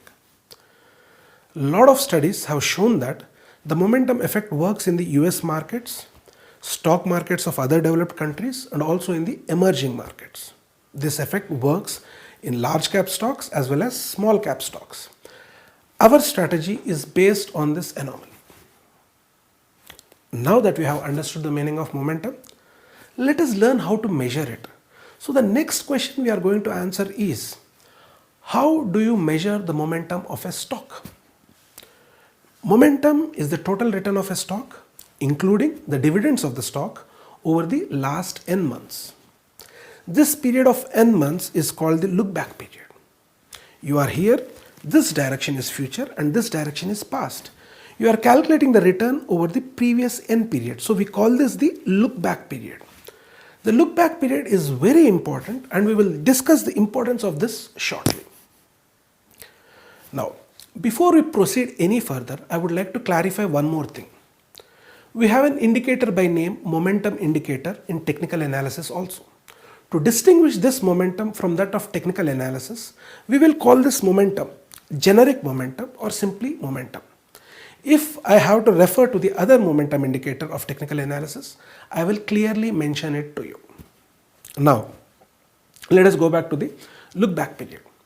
The look back period can be anything from 1 week to 5 years. We have research using a look back period of 1 week and we also have research using look back period of 5 years. So, that means you can have look back period anywhere between 1 week and 5 years. First, now, let us calculate the momentum of a particular stock for a particular look back period. For the purpose of this calculation, let us assume the look back period to be 12 months. Later on, I will tell you what will happen if you consider look back periods of different durations, and I will also tell you the look back period you have to use while trading this momentum strategy. Now, let me take you through an example to make this clear. You want to calculate the momentum of Amazon stock over a look back period of 12 months. This means that you have to calculate the cumulative return of Amazon stock over the last 12 months. In order to do so, first we calculate the net returns for each month and convert these net returns into gross returns by adding 1. Let's take a small example. If Amazon's net returns for the month of January are 10%, okay, in order to get the gross returns, what we have to do is we have to add 1 to this. That is, first take this 10%, convert it into decimal. 10% converted to decimal is 0.1. Now to this 0.1 you add 1 and you get the gross returns as 1.1. Now, had the net returns been minus 10%, you will first convert it to decimal, which gives you minus 0.1. To this you add 1, then the gross returns will be 0.9. You can see the net returns of Amazon for the last 12 months on this slide. In the first column, we have monthly net returns. Now, if you observe, we have negative returns for the months of February, June, August and October. This means that the stock has performed badly in these months. Now, in the second column, we have the gross returns. We got these gross returns by adding 1 to the net returns. In order to calculate the momentum, we multiply the gross returns of all the 12 months and subtract 1 from them. This gives us the momentum over a look back period of 12 months. You can see all the calculations on the slides. Now, after doing all the calculations, the momentum for Amazon is 51.47%. Now, in the next video, we'll understand the look back period in greater detail.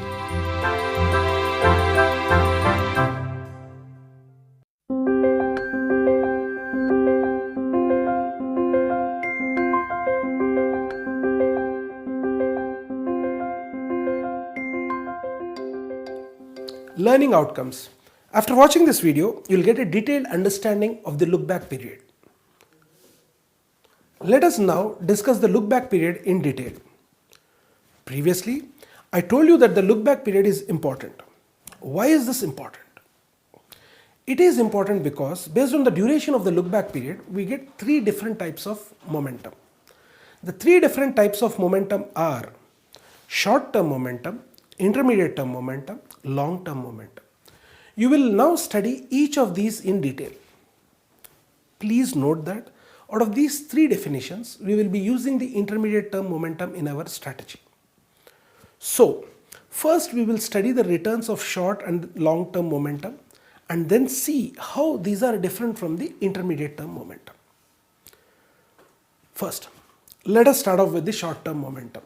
If the look back period is at most 1 month, then we say that the calculated momentum is short term momentum. Let us now see what happens when we use a short term momentum indicator, that is returns of less than a month to study the price pattern. Exhaustive research has already been done in this area. Let us look at the research that has taken place. Professor Bruce Lehman, in his paper titled Fads, Martingales and Market Efficiency, studies the short-term momentum.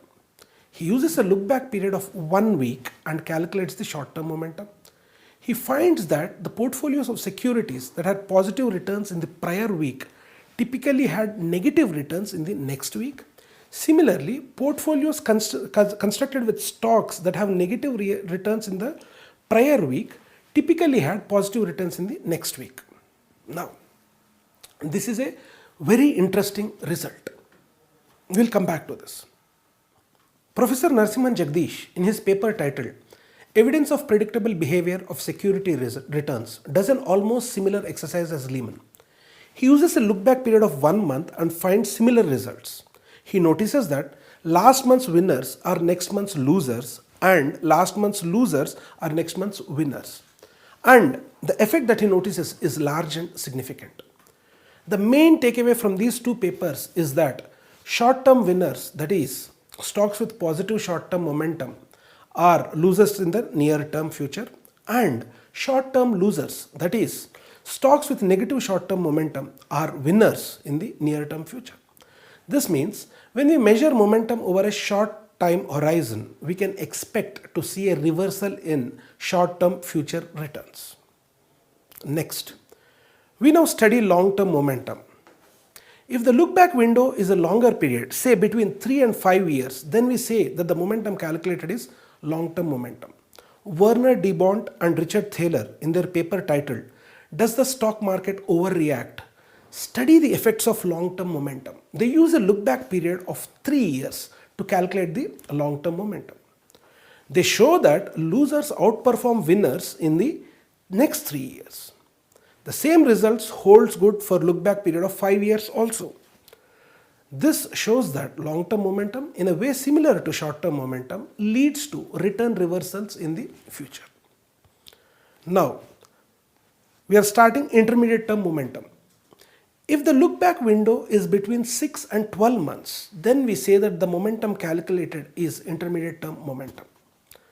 Again, Narasimhan Jagdish and Sheridan Titman in their paper Returns to Buying Winners and Selling Losers, Implications for Stock Market Efficiency, use 4 different look back periods of 3 months, 6 months, 9 months and 12 months with holding periods of 3 months, 6 months, 9 months and 12 months. That is, they use all combinations of these look back and holding periods. They get 16 strategies. They find that there is no return reversal in this case. That is, in these 16 strategies, there are no return reversals. This means that the intermediate term momentum trends in the near future and not reversed. This is different from what we have observed in the case of short term and long term momentum. This is an anomaly and we plan our strategy on this anomaly. Our strategy is based on this anomaly and we will get into the finer details later on. For now, let us summarize the important points discussed in this paper. The first point, Jagdish and Titman noticed that there is no return reversal but continuation of returns when you use an intermediate term momentum. Second point, they find that the best strategy is when you use a look back period of 12 months and a holding period of 3 months. Third point, they find that the excess returns that you get by using an intermediate term momentum strategy are not long lasting.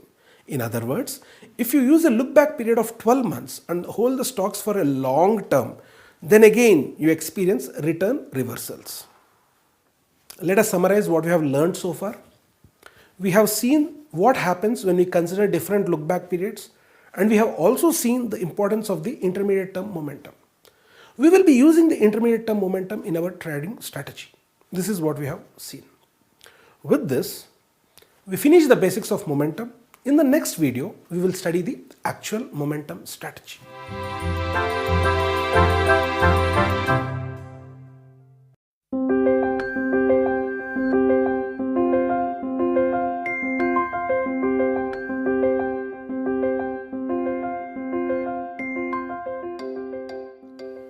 Learning outcomes. After watching this video, you will be able to understand the momentum strategy in detail and implement the momentum strategy. Momentum strategy. The momentum strategy is very simple. All you have to do is long the winner's portfolio and short the loser's portfolio. I know, I haven't explained what a winner's portfolio and loser's portfolio are. We will get there shortly. Let us now get into the details of the strategy. As I have mentioned previously, we will be considering the intermediate term momentum to select stocks. We will make use of look back periods of 3 months, 6 months, 9 months and 12 months. In addition, we will also consider holding periods that vary from 1 to 4 quarters. Taking all the possible combinations of these will give us a total of 16 strategies. Let me elaborate on this. 3-month look back period and 3-month holding period, 3-month look back period and 6-month holding period, 3-month look back period and 9-month holding period, 3-month look back period and 12-month holding period. Then we start with 6-month look back period and 3-month holding period and so on. Like this, if you do, you get a total of 16 strategies. Now, you can analyze all these strategies, but for the purpose of this course, we will just be looking at the 12-month look back period and 3-month holding period strategy. Let us look at the various steps in the strategy. The first step, data preparation. Take all the stocks which have the stock price data available for the last 12 months. Why are we taking this 12 months? 12 months because it is our look back period. In case your look back period is 6 months, you can take all the stocks which have stock price data available for the last 6 months. If any of the stocks have 1 or more days with no trade, then we screen out these stocks. This helps us to identify relatively liquid stocks and get rid of illiquid stocks. You will now calculate the daily returns from these stock prices. You will take these daily returns, compound them to calculate the monthly returns. Your data is now ready for further analysis. You have the stocks, you have their monthly returns. for the look back period of 12 months. Now we go on to this second step. The second step is calculation of intermediate term momentum. We make a slight modification to the way we calculate momentum. We calculate the cumulative 12-month returns after removing the last month returns. Now why are we skipping a month? By skipping a month, we avoid the short-term momentum effects documented by Jagdish and Lehman. If you remember, we have studied these effects in the last lesson. Now, the calculation is similar to what we did previously, just that we do not consider the returns of the 12th month. The slide shows how the calculation changes. We do not consider the 15% net returns in the month of December. So, we have only 11 months net returns now. From these, we calculate the gross returns by adding 1 to the net returns.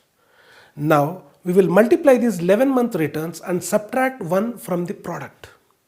We get the new value of momentum, which is equal to 31.71%. To distinguish this newly calculated momentum from the momentum previously calculated, we will call this the modified intermediate term momentum. Now, this brings us to our third step. The third step is creating winner and loser portfolios. So what you will do is you will rank the stocks in ascending order based on their modified intermediate term momentum. That is cumulative past 12-month returns after removing the last month returns. Okay. Now, the stocks that you have, you will divide these stocks into deciles. Based on the deciles, you create 10 equally weighted portfolios. The lower returns decile portfolio is called the loser portfolio and the higher returns decile portfolio is called the winner portfolio. According to the momentum anomaly, the winner portfolio should outperform the loser portfolio. So, our strategy will involve longing the winner portfolio and shorting the loser portfolio. Now we go to this step 4. Now that we have created the winning and losing portfolio, how do you trade them? This brings us to the next step in the strategy, which is trading. As I have mentioned previously, you long the winner portfolio and short the loser portfolio. That is, you are longing stocks with the strongest momentum and shorting stocks with the lowest momentum. The portfolio so created is called a pure momentum portfolio. This is one way to trade. There is one more way to trade. The results show that returns from winner's portfolio are more compared to the returns from the loser's portfolio. So you can take advantage of this. This means you can long the stocks with strong momentum without shorting market index or the low momentum stocks. But as we have seen previously, this strategy is slightly risky because it is exposed to market risks. So these are the two ways in which you can trade these portfolios. This brings us to the last stage of the strategy, the fifth step, holding period. The research by Jagdish and Titman shows that the abnormal returns generated in the first year dissipate in the following 2 years. That is, if I have to put this in simple words, if you study returns for 3 years after the creation of a portfolio, in the first year, the portfolio generates positive returns, but the returns keep decreasing in the subsequent 2 years. So it is not advisable to have a very long holding period. This is the reason why we limit our holding period to 3 months. But you can experiment with various lengths between 3 and 12 months, and you can pick a holding period which suits your requirements. Now, let us quickly summarize what we have done so far. We saw what stocks to consider. We also saw how to create the winners and the losers portfolio. Also, we have seen what holding period to use. In the next video, we will see how well our strategy fares and discuss the results that we get from using this momentum strategy in the Indian market.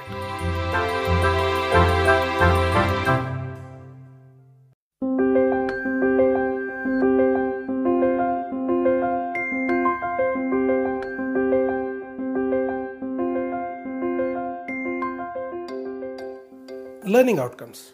After watching this video, you will be able to discuss the returns generated by momentum strategy in the Indian market, know the latest developments in the momentum strategy. Now, we now apply the momentum strategy to the Indian market. As mentioned previously, we use a look back period of 12 months and holding periods varying from 1 quarter to 4 quarters.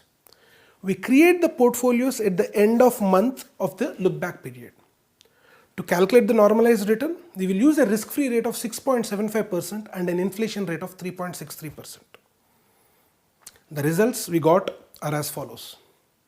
For a look back period of 12 months and 3 months holding period, we get an average effective annual return of 16.92% and a normalized return of 6.54%. For a look back period of 12 months and 6 months holding period, an average effective annual return of 15.19% was obtained, with the normalized return being 4.81%. For a look back period of 12 months and 9-month holding period, we get an average effective annual return of 15.72% and a normalized return of 5.34%. Finally, for a look back period of 12 months and a 12-month holding period, we get an average effective annual return of 16.54% and a normalized return of 6.16%. Now, these are relatively high returns, and all of them are greater than the risk-free rate and have successfully beaten inflation and the market returns. Let us not stop here. Let us study the remaining 12 strategies also. The slide has the average effective annual return obtained with different combinations of look-back periods and holding periods for the year 2016. From the table, it can be seen that the minimum return obtained is of 12.54% for a 3-month look-back period and 6-month holding period, and a maximum of 20.60% for a look-back period of 6 months and a holding period of 3 months. If you notice, the 12-month look-back period does not give the highest returns. It is the 6 months look-back period that gives the highest returns. Now, for a holding period of 3 months, the 6-month look-back period strategy gives a return of 20.60% compared to the 16.92% of the 12-month look-back period strategy. Also, the 6-month look-back period strategy outperforms the 12-month look-back strategy for all the holding periods. You can see for yourself, 20.60% compared to 16.92%, 18.55% compared to 15.19%, 16.37% compared to 15.72%, 17.34% compared to 16.54%. This is what I was telling you initially. You should experiment with various strategy and pick the right one. Let me warn you here. Just don't follow the results that I am showing you blindly. The returns given by these strategies can vary depending on your country. Also, they might change next year. Next year, the 12-month look-back period strategy might give you the highest returns. Who knows? And also, one more thing I would like to mention here. If you look at the table, there is no trend whatsoever. This should again remind you that you cannot blindly trade on the results. Fine. We have seen the returns the strategy has generated in the Indian market. Now, before you start trading, I would like to discuss few things. The first thing I would like to discuss is how many stocks should be there in the portfolio. Normally, the winners and losers portfolio used by academicians usually have thousands of stocks. And the portfolio returns are calculated based on the returns of all these stocks. Now, it is very difficult for small retail investors like you and me to have such huge portfolios. So, what is the size of the smallest portfolio of stocks that can still be used? Research has been done in this area, and the research shows that having a small portfolio is not a problem.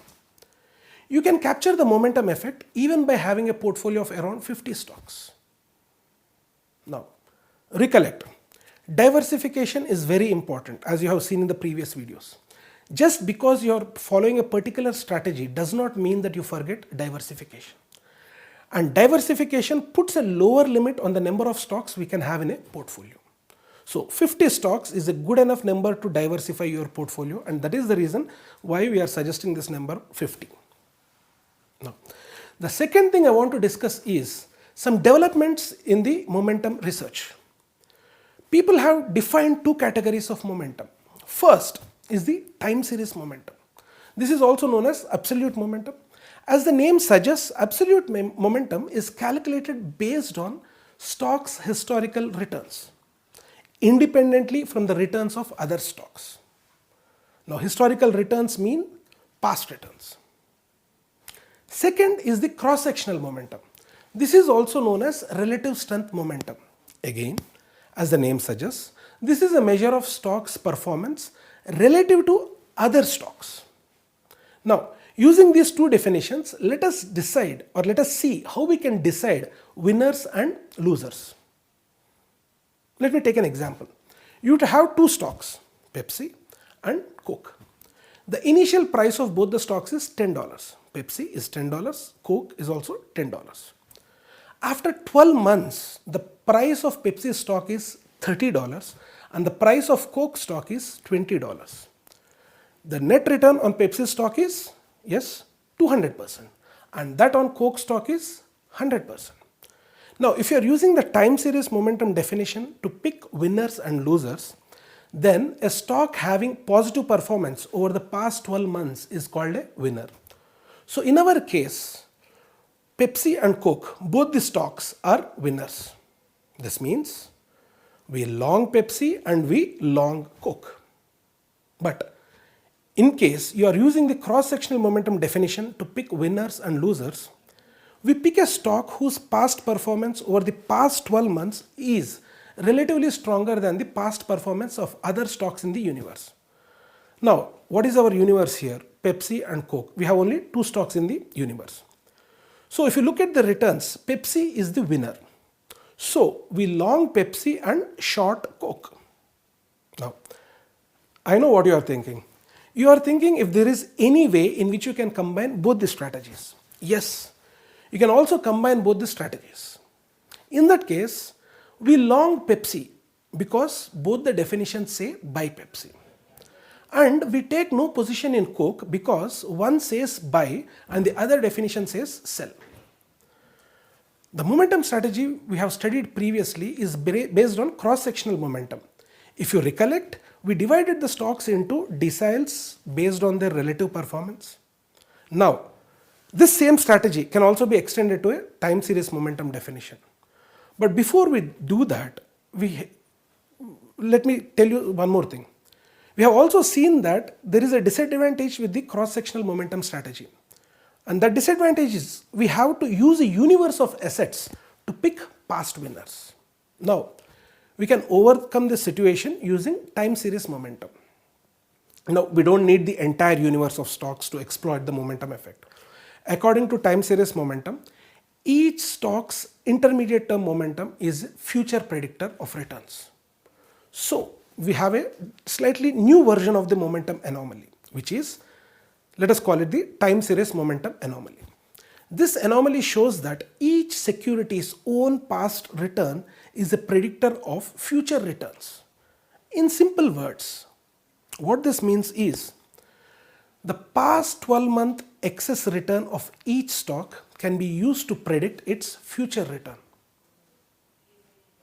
But wait, let's hold on for a second. This does not mean that you will start trading single stocks. Please remember that diversification is still important. So, even though you are using time series momentum, remember to have a well-diversified portfolio of stocks. Research has shown that a portfolio of well-diversified stocks based on the time series momentum strategy is stable and robust. Now, before we end, there is one last thing that might interest you.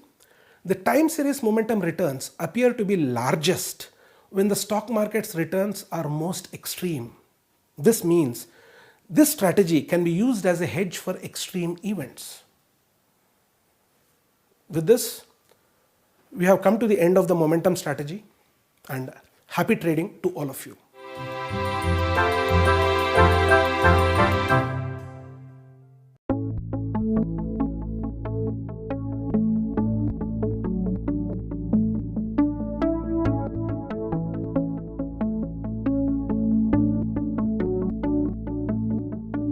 Learning outcomes. After watching this video, you will be able to understand the concept of momentum crashes.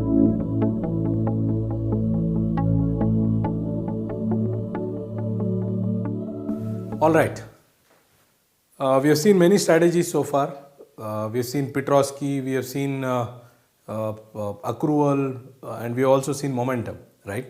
So I have been telling you right from the beginning that we will not only tell you when a strategy works, why a strategy works, we will also tell you when a strategy doesn't work. So now I am going to talk about a particular situation where momentum strategy fails. Now, my colleague Sai Harsha has already explained you about momentum strategy. Let's do a quick recap. It's a simple strategy coming from Jagdish and Titman 1993 paper, where they basically show that winners keep moving up and losers keep going down. So a strategy of buy the winner and sell the loser works. This is known for traders from 1930s. You have heard all these kind of statements that buy the winner, sell the loser, and so on and so forth. Now the purpose of this discussion is to tell you when momentum strategy fails.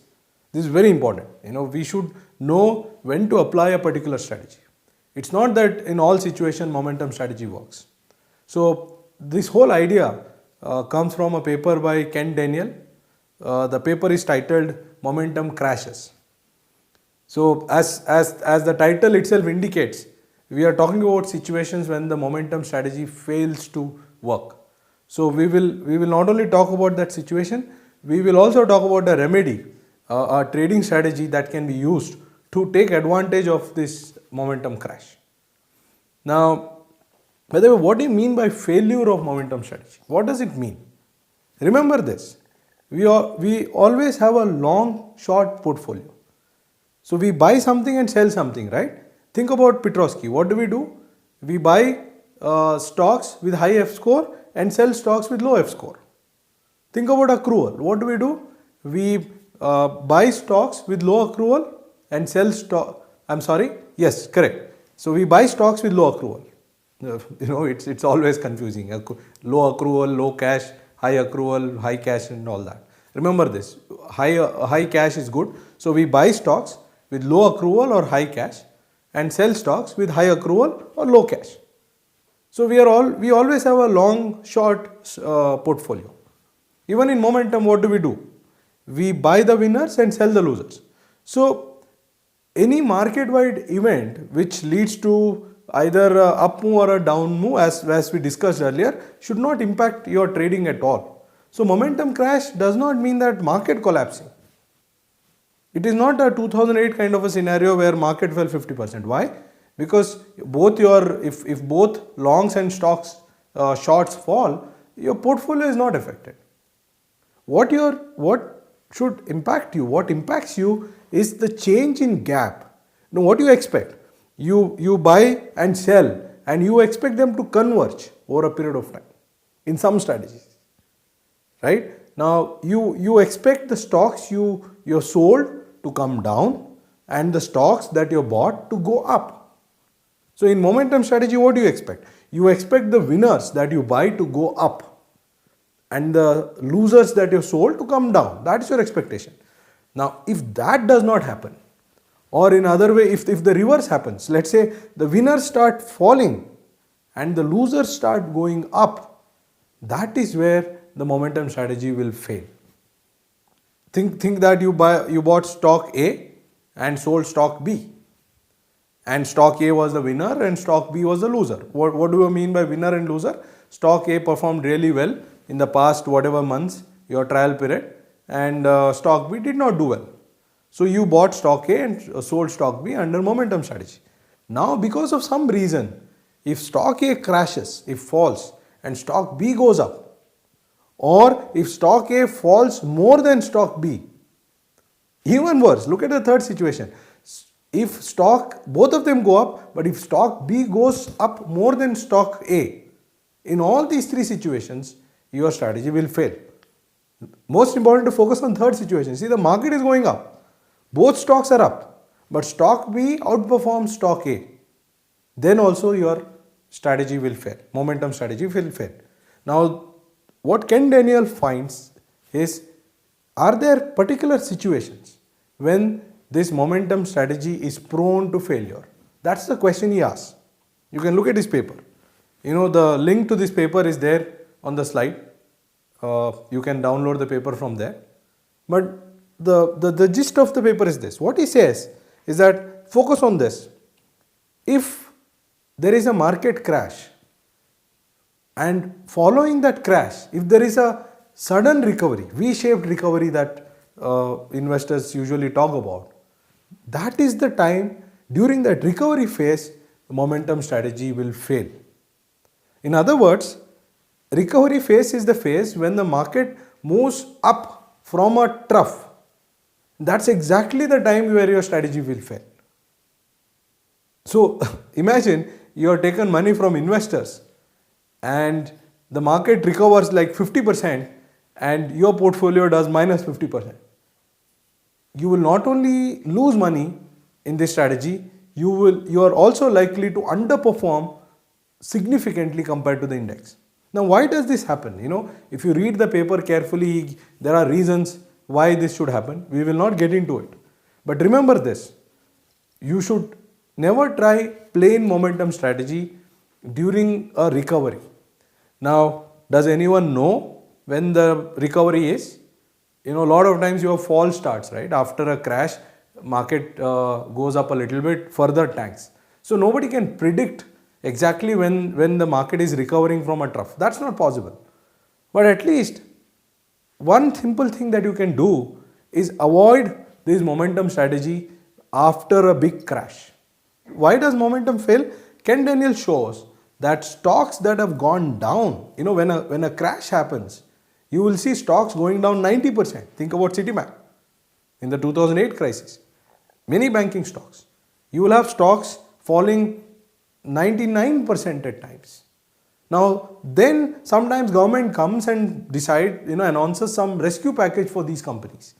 And then these companies bounce, they can go up 5 times, 10 times, 15 times, 20 times easily in a very quick span of time.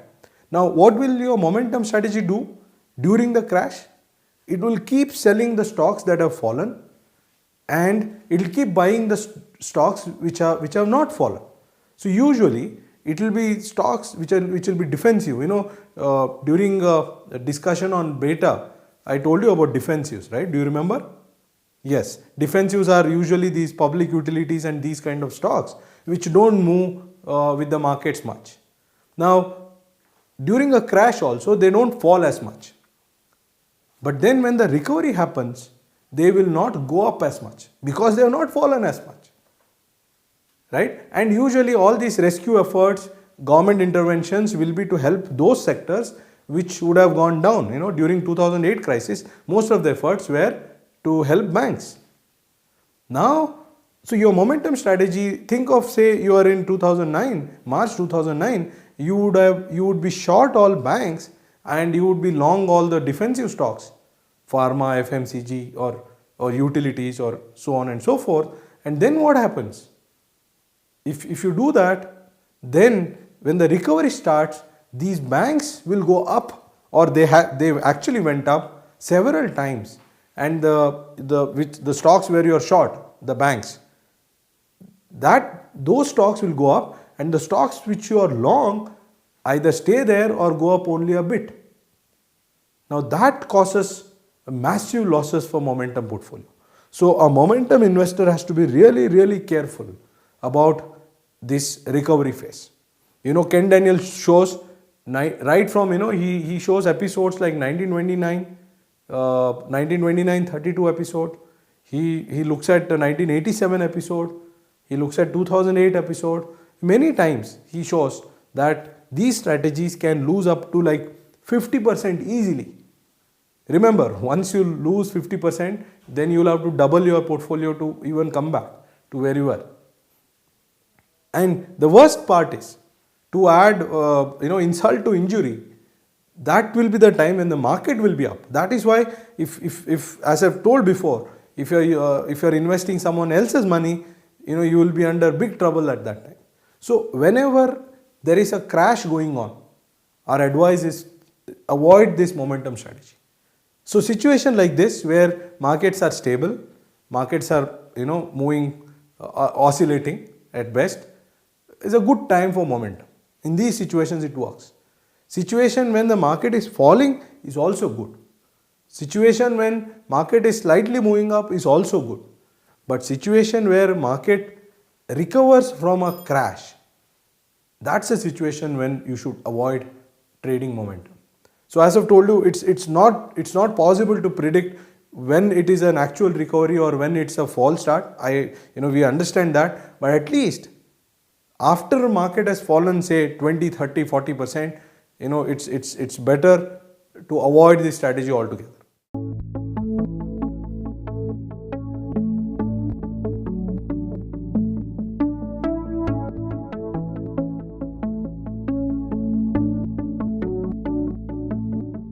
Learning outcomes. After watching this video, you will be able to understand options from a buyer's perspective.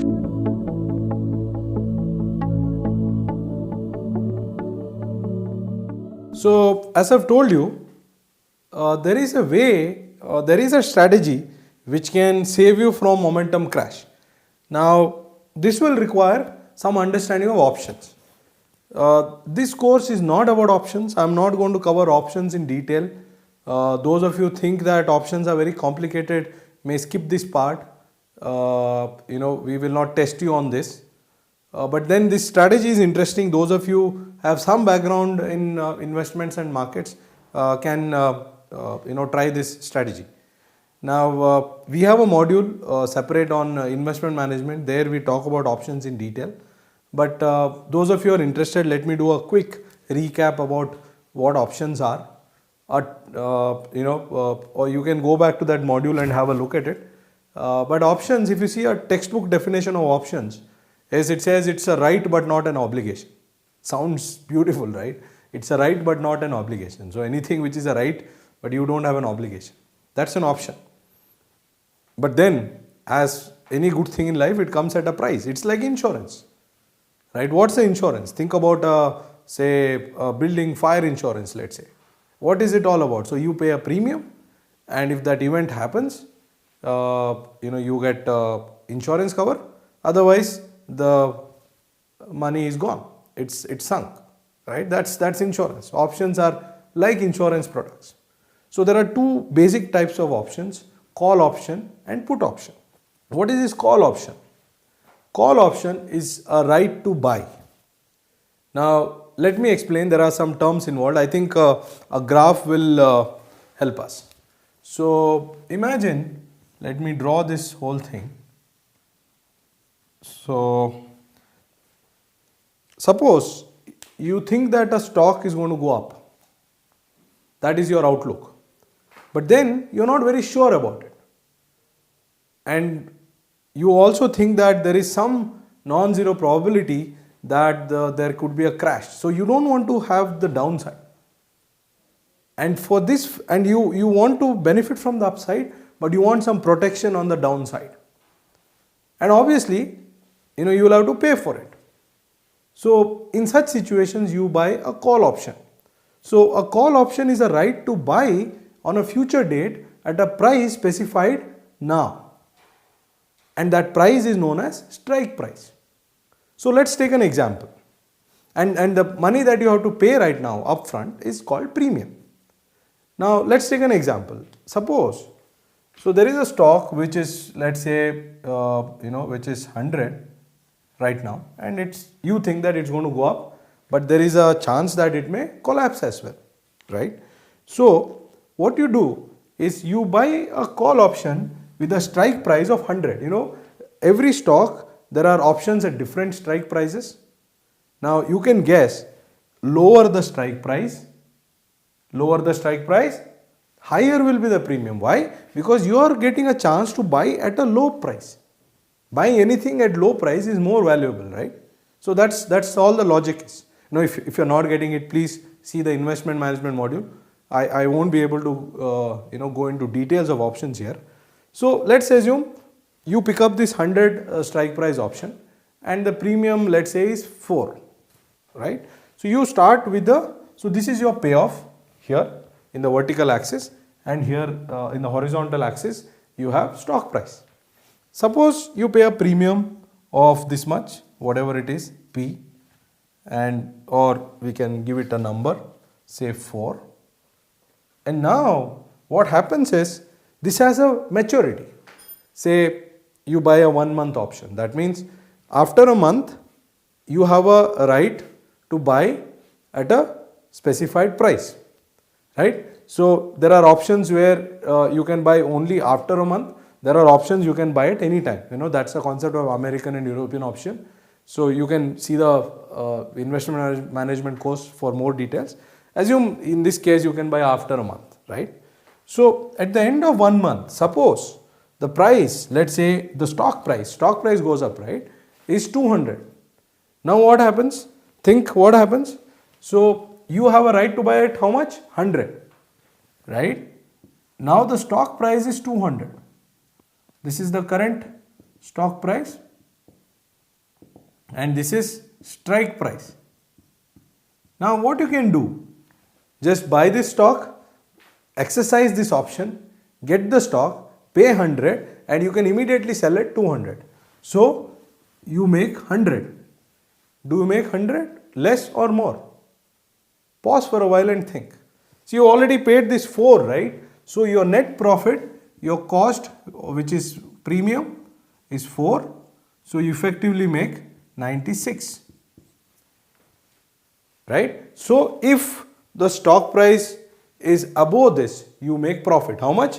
The gap minus the 4. Imagine the stock price is say 50.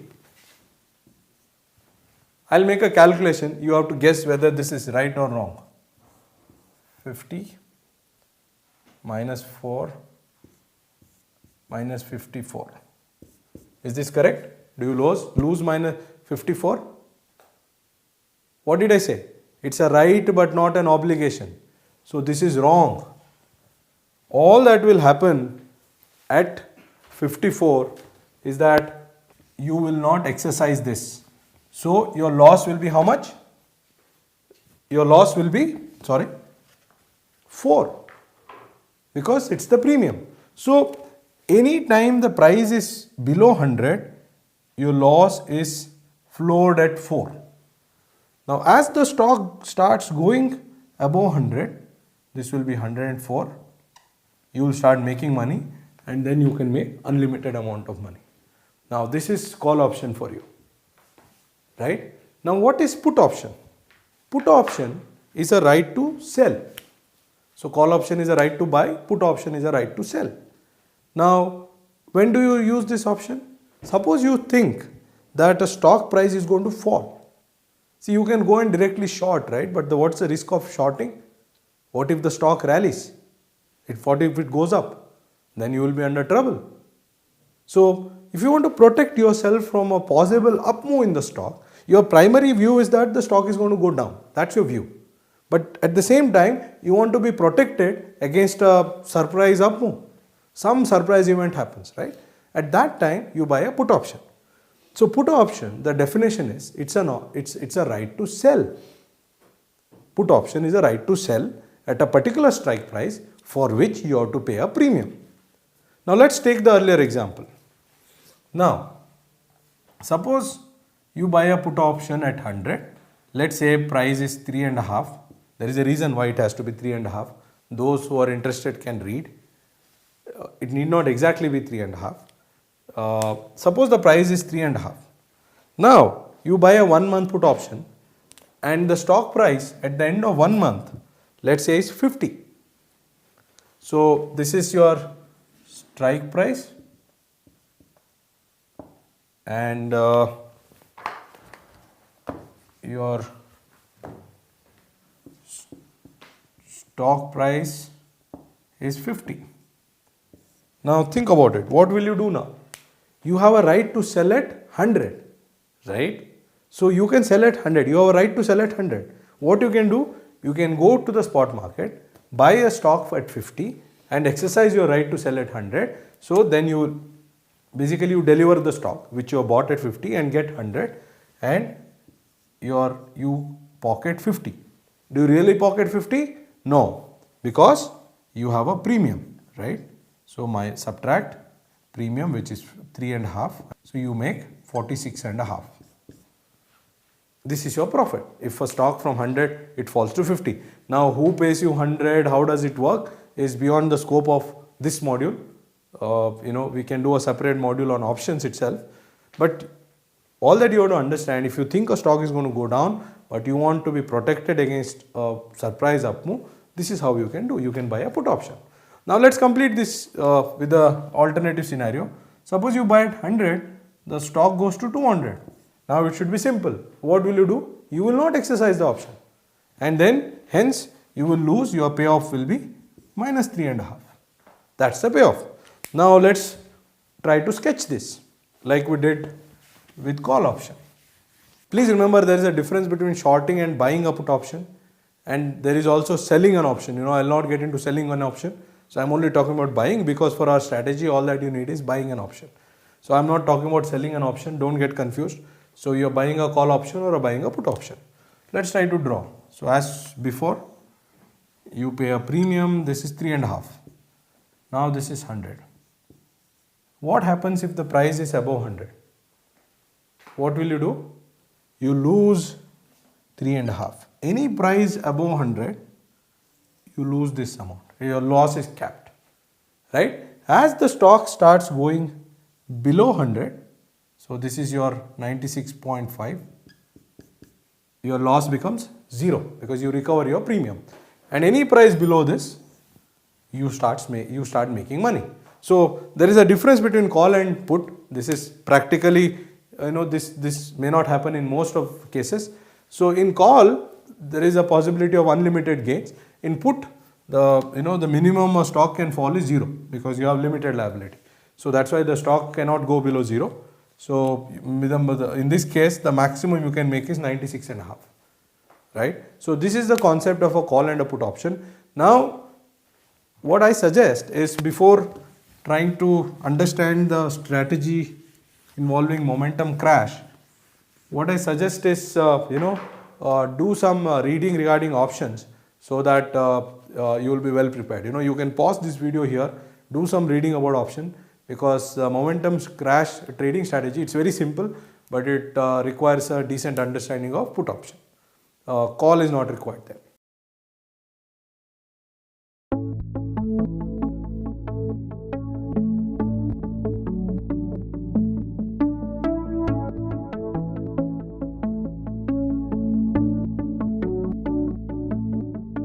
Learning outcomes. After watching this video, you will be able to understand options from a seller's perspective.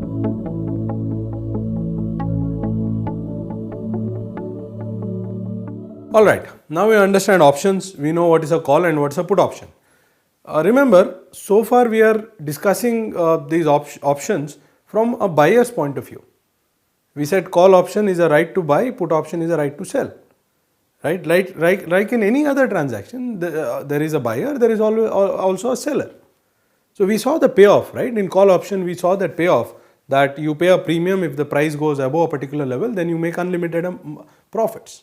Similarly, in put option, you pay a premium if the stock falls below a particular level, you will make, is it unlimited profits? No, it's not unlimited. Actually, you make a lot of profit. You can make a lot of profits with put option also, but theoretically speaking, it's not, because the stock price can only go up to 0 because of limited liability. Now it's a homework. You can think what is the relation between limited liability and stock price being bound at 0. That's not the purpose of this course. Those of you who are interested can, you will get material online as to why this should be. But the point is, it's bound at 0. Now, all this is from an option buyer's point of view. Now, what happens to an option seller? For an option seller, it's exactly the opposite. It is not an option anymore. So, for an option buyer pays the premium, first step, the option seller receives the premium. The way you have to think about it is, think about an insurance company. For a person who is insured, if something goes wrong or whatever insured event happens, he will get the money. In return, he pays the premium. But from the insurance company's point of view, insurance company receives the premium and pays out if something goes wrong. or if the insured event happens. Similarly, the option seller is like the insurance company.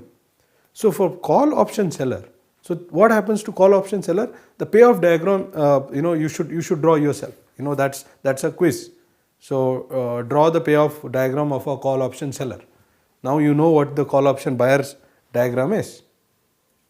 I think I suggest you pause for a while and attempt to draw a call option seller's payoff. So when initially you receive money, so you start with a gain, that premium is a gain, right?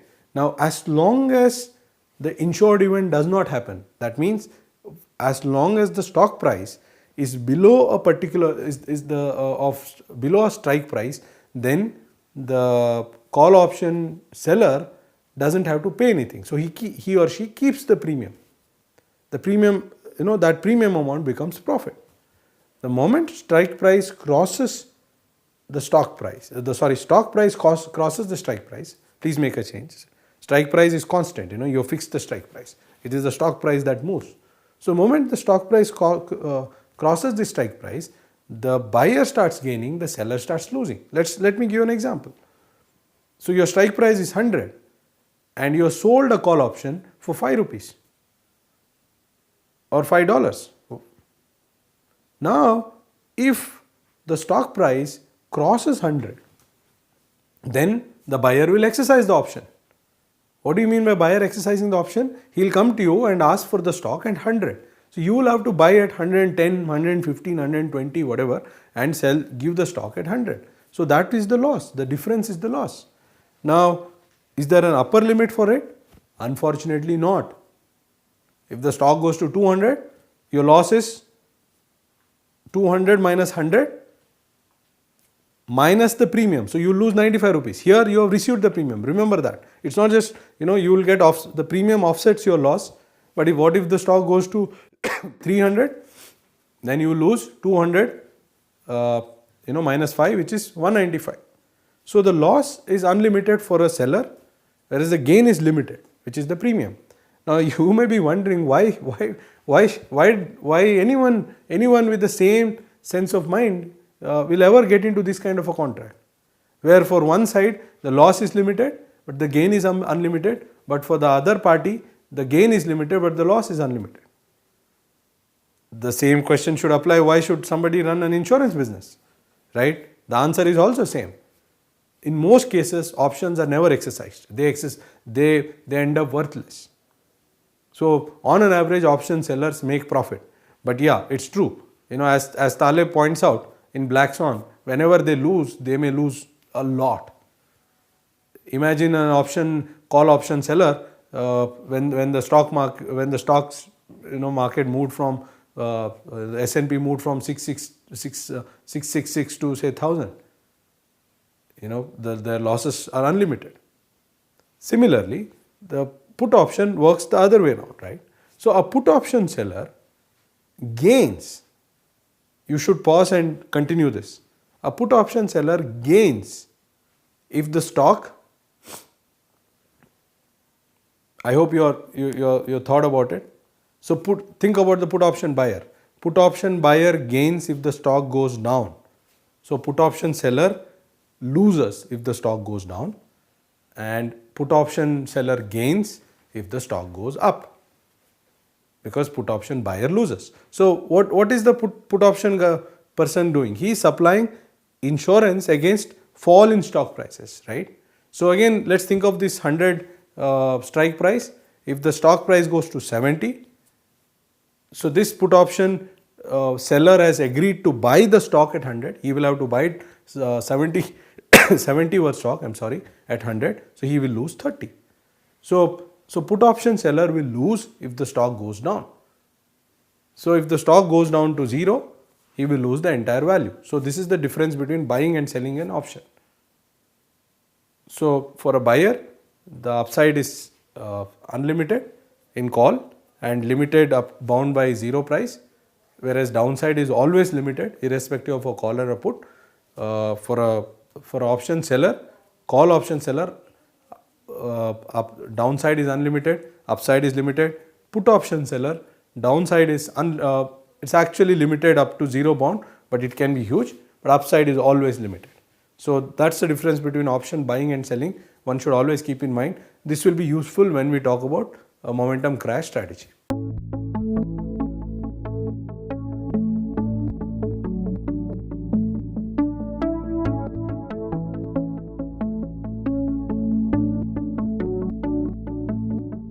Learning outcomes. After watching this video, you will be able to understand the basics of momentum crashes strategy.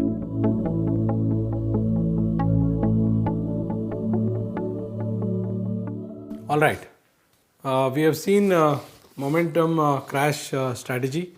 If you remember, what we said is momentum works in general, but there are times where momentum fails, and the good news is these times are one can recognize these times based on ex ante characteristics of market.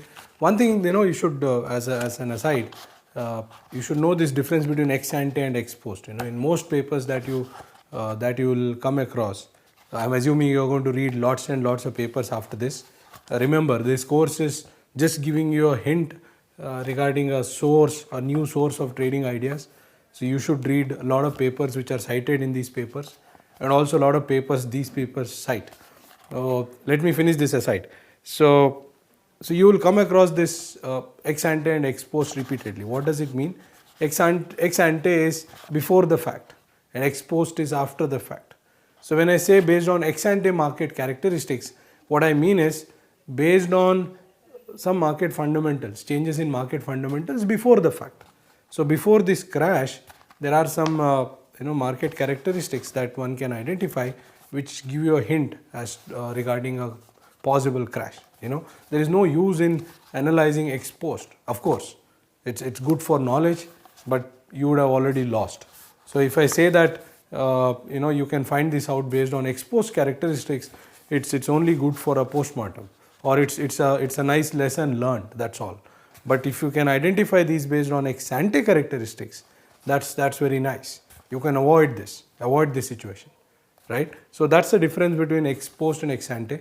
So one should know about this. So that this whole momentum crash idea is based on ex ante market characteristics. You can identify a crash which is likely to happen in the near future, and then we'll define a new trading strategy that is sort of not exposed to or less exposed to this kind of a crash. It's hard to come out with a strategy which is not at all exposed. So all that we'll do is we'll come out with a strategy which is less exposed to this crash. And as we have discussed before, plain vanilla, there are two kinds of options: call options and put options. Call option is a right to buy, and put option is a right to sell.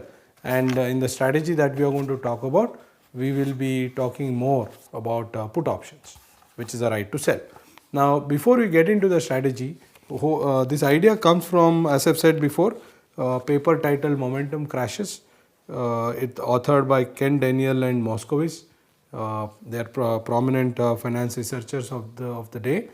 The paper is published in Journal of Financial Economics. Journal of Financial Economics is a top finance journal. So this is published in the year 2015. Now, as before, let's go through the abstract to understand momentum crash. See, let me tell you one thing. So this paper identifies momentum crashes and also suggests a trading strategy, which unfortunately is quite complicated for the level at which we are in right now. So we are going to suggest a very simple trading strategy which uses this idea. Now, those of you who are interested can actually implement the trading strategy that is suggested in this paper. You can write to us. I'm sorry. You can write to us if you have any questions. We'll be happy to help. But for the purpose of this course, we are going to talk about a very simple trading strategy. So let me go through the abstract. They say that despite their strong positive average returns across numerous asset classes, momentum strategies can experience infrequent and persistent strings of negative returns. So that's all about, this whole idea of momentum crash is summarized in these two lines. So what do they say?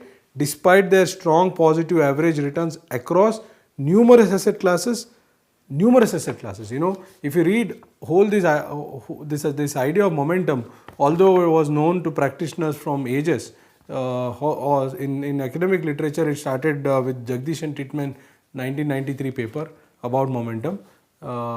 After that, people have shown that this works in whole host of asset classes.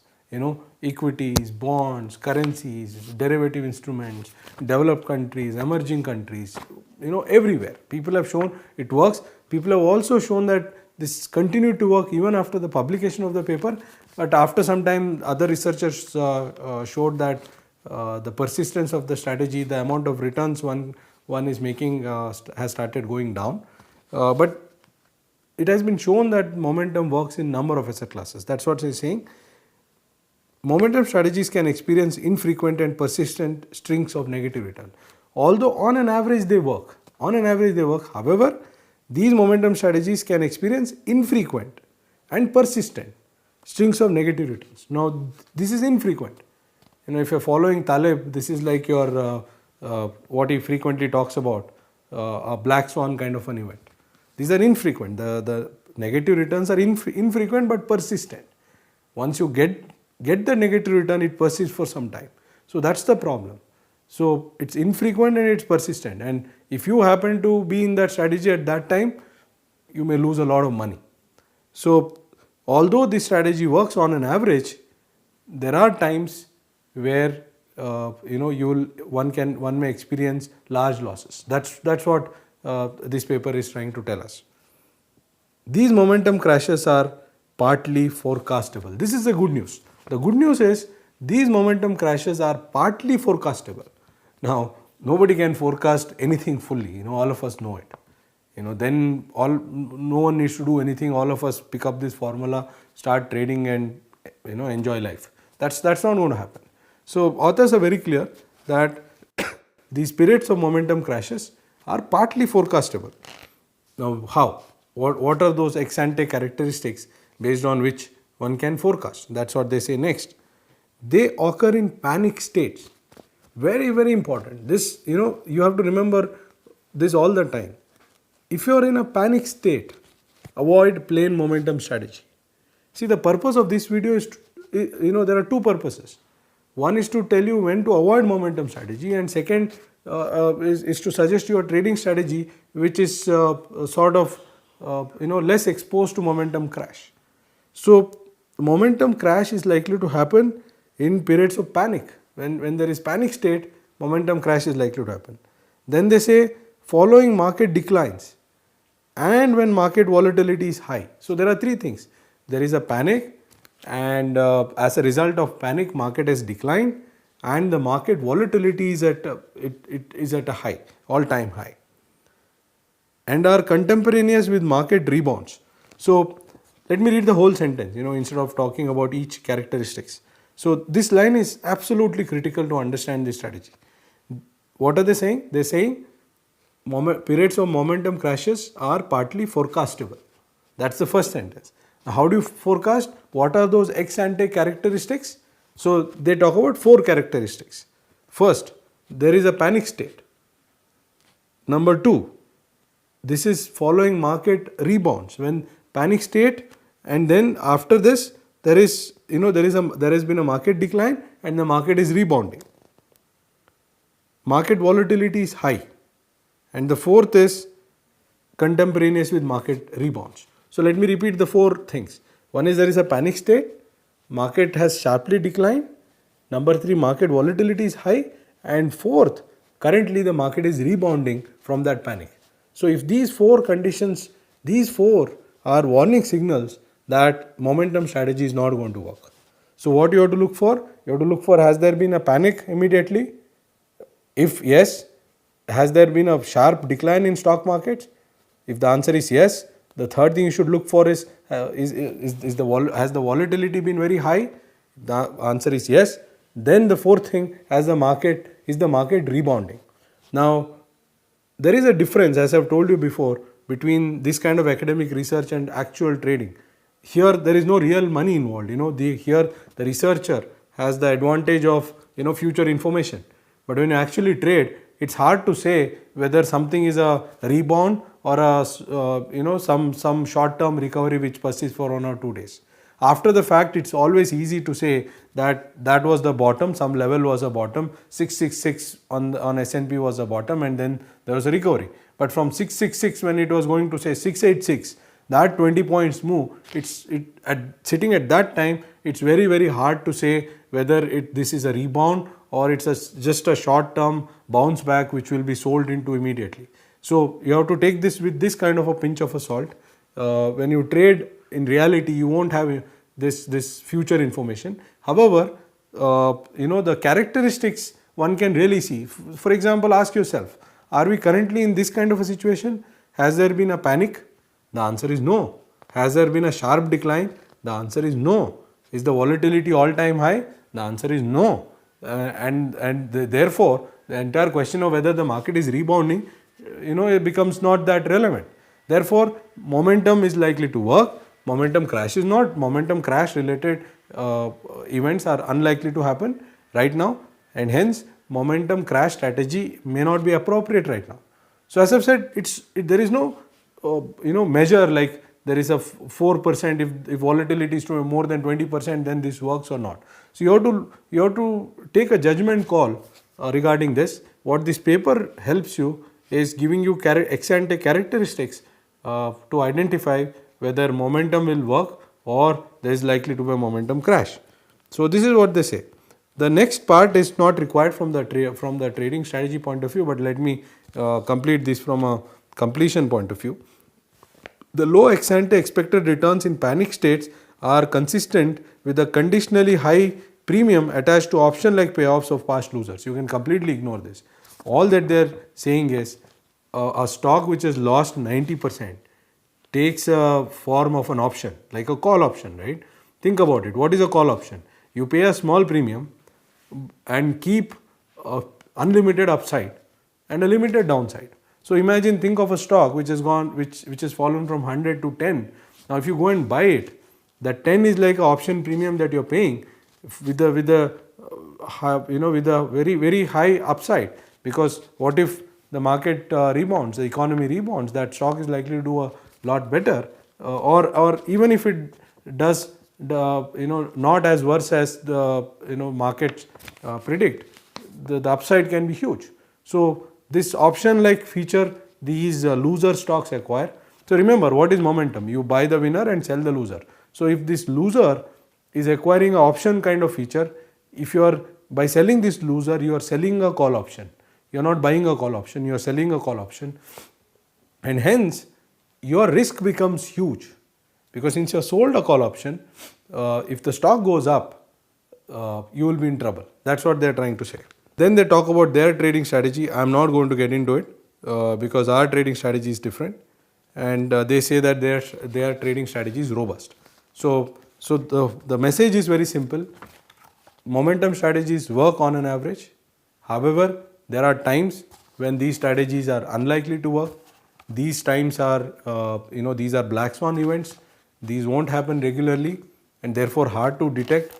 However, this paper has come out with at least characteristics of the market before this likely momentum crash. So these characteristics are, there are 4 characteristics they identify. One is there should have been panic. This should have led to a big fall in stock prices. Volatility should be high, and the currently market should be experiencing a rebound.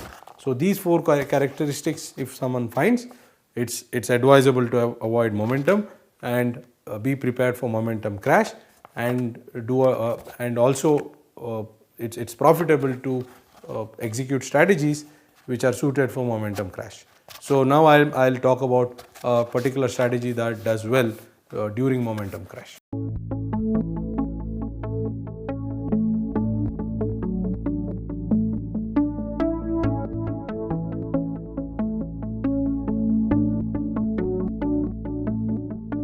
Learning outcomes. After watching this video, you will be able to implement the momentum strategy.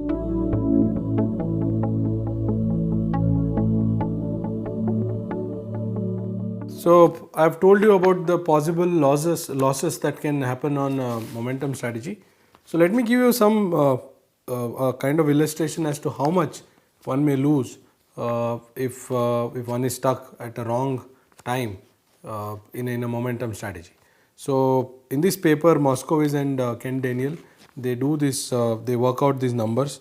So if you see the table 2 in their paper, they show that in 1932, immediately after of Great Depression, when the recovery happened, during that time, August of 1932, if one had followed a plain momentum strategy of buy the winner and sell the loser, monthly, in 1 month, in that month of August, the investor would have lost 74% of 74%.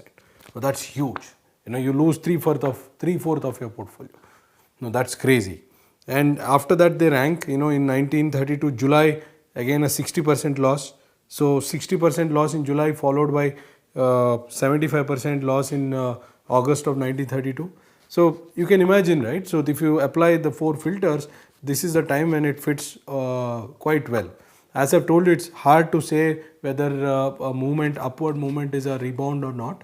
But then other 3 conditions like has there been a panic, was the volatility high, has there been a crash, this time would have satisfied. So somebody who is not aware of a momentum crash, a regular momentum trader would not have thought about this crash and would have entered into this strategy, executed this strategy, held on. Such a person would have lost 60% in July 1932, followed by 74% in August 1932. That means entire portfolio is wiped out. That's all. So again, 2001 January, when the market recovered after the dot-com bubble, the negative return is like to the extent of 50%, 49%. 2009 April, March was the bottom, followed by recovery. This is very recent. So look at the beauty of this. This has been there for almost forever. From 1930 to 2009, that has been the characteristic of the market. If you follow a momentum strategy during this recovery phase, you are likely to lose a lot. So 2009 April, the loss was like 45%. Again 1939 September, 43%. 2009 March, negative 42%, so on and so forth. So these are all, again recent 2001 October, 24%. 1974, the recovery after the oil shock, again a minus 25%. So the point is, these losses can be big. So while momentum works on an average, as we have seen on in that momentum paper and the numbers that were shown by Jagdish and Titman, this momentum strategy works really well on an average, but these losses can be big. Now we have set all these, and one more thing to add insult to injury. If you see the market return during those times, let me give you that example. Let's take 1932. Momentum return is minus 74. You have the portfolio of buy the winner, sell the loser, yielded minus 74, but the market was plus 36. See, all this time when the momentum, let's take say 2009, when the momentum strategy gave minus 45, market return was plus 10%. So this is a time when the market is actually going up. I have told you about this before. So when the market goes up, this portfolio is losing. So if you are investing somebody else's money, the investor will be mad at you. So this is the wrong time to lose money. When the market is going down, if you lose money, people may still understand. You will be losing money when the market goes up. So that's why it's very, very important to know how to protect oneself from this strategy, from this kind of a loss. Now, we've given so much background, but the strategy to follow in this kind of a situation is fairly simple. I can explain this in one line, that's all. Instead of going short on losers, just buy put options. That's all. So plain momentum, what do? You go long on the winner and short the loser. Here, go long on the winner, buy put option. Now let's see what is the logic. Why am I saying put option? Why not call options for going long? The reason is simple. Please note, if you have read the abstract carefully, if you heard the abstract carefully, the loss happens because the stocks that have lost out during a crash, they acquire this option like feature, call option like feature, and they rebound significantly. So the loss is actually happening in a phase when the market is recovering. So what is causing in your long short portfolio, what is causing loss is the recovery of these stocks that you have shorted. It is not, see, a momentum trader can lose because of two reasons, right? So you're long on something, short on something. If your long falls more than your short, then also you lose. And if your short goes up more than your long, then also you lose. This is the second situation that is happening. So the reason for the loss here is the sharp recovery of stocks that you have shorted. Now that is what you need to cover for. So the cover for that is put option. Remember, why do you buy put options? When you expect a fall, but you want to be protected from a sharp up move. That's exactly the purpose of put option. So I had to spend a lot of time explaining option, otherwise you wouldn't understand this part. That's why I spent a lot of time in explaining option. Now I'm sure you hope you appreciate. So if you have this fear that my strategy will work on an average, but there is a possibility of a crash and I can't predict this crash. Now exposed, it's always nice to say in 1932 market recovered in August and if you should not have done momentum, right? But ex ante, sitting in 1932, before 1932, it would have been hard to predict this. You know, every recovery, if you stop trading momentum, then you may never be able to trade momentum strategy. So that is why if you buy put option instead of going short, then you are likely to be significantly insulated from this momentum crash. Now, is this insurance going to be free? Not at all. No insurance in the world is free. This will cost you. This will cost you the premium. So only thing that it will do is it will add this premium becomes a cost, and your return from the momentum strategy then needs to be higher. It needs to cover this premium as well. Let me give you an illustration. Let's assume that you went long, your longs and you have shorts, right? So let's assume you are now plain momentum, I'll call it PM, and let me say momentum crash, right? Now assume that you hold this strategy and you hold it for a month. Now imagine that your long say went up by 10%. So we are talking about, this is a momentum crash scenario. That means there has been a decline, there has been a panic and the high volatility and the stocks are rebounding. And your shorts are up 80%, right? Now you know that this is not a implausible situation, this has happened. So then what happens? Your return, you gain this, you lose this, right? Because you're short on, you're long, sorry, you gain this and you lose this much, I'm sorry. So 10 gain, 80 loss. So this is actually negative for you. So I'll make it negative. The stock is up. So you lose 70%. This is your loss. If you had followed plain momentum strategy.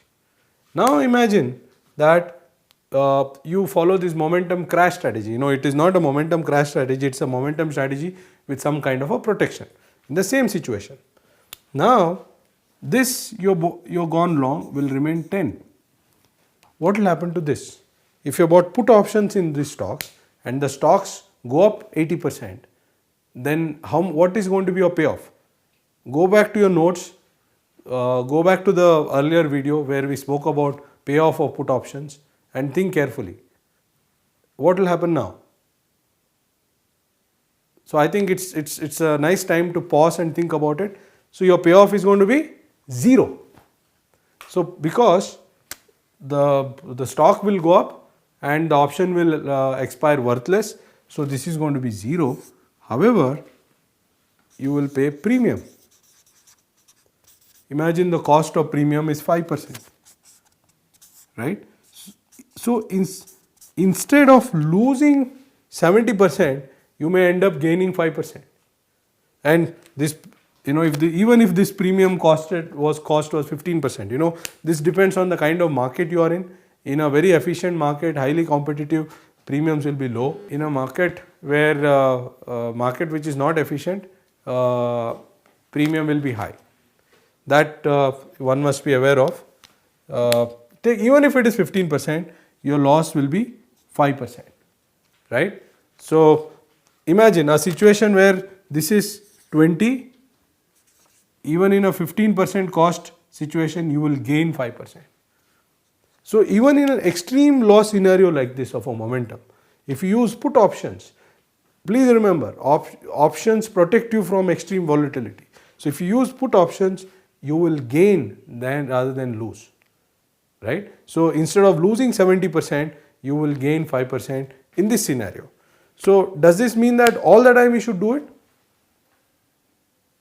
You could, depending on your risk appetite, but this is not free. As we've seen, there is a cost. I'll tell you a situation where this can do worse than this. Think about a happy situation for a momentum trader, which is likely to be the case most of the time.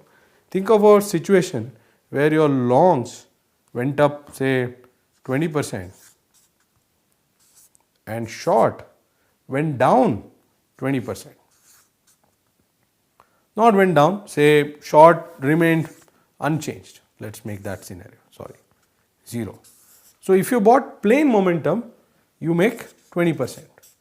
I'm just ignoring brokerage and other costs, you have to deduct from that, that's obvious. You make 20%. Now if you have done momentum crashes, right? So this 20% you make, but what will happen here?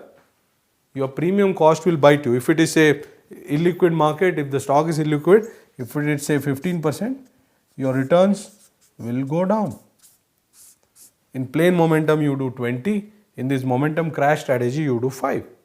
So there is a cost. In finance there is absolutely no free lunch. In fact, in a way, the anomaly strategies that we are talking about, we are trying to figure out free lunch. But the point we are trying to make is that is why you need to be aware of risks of these strategies.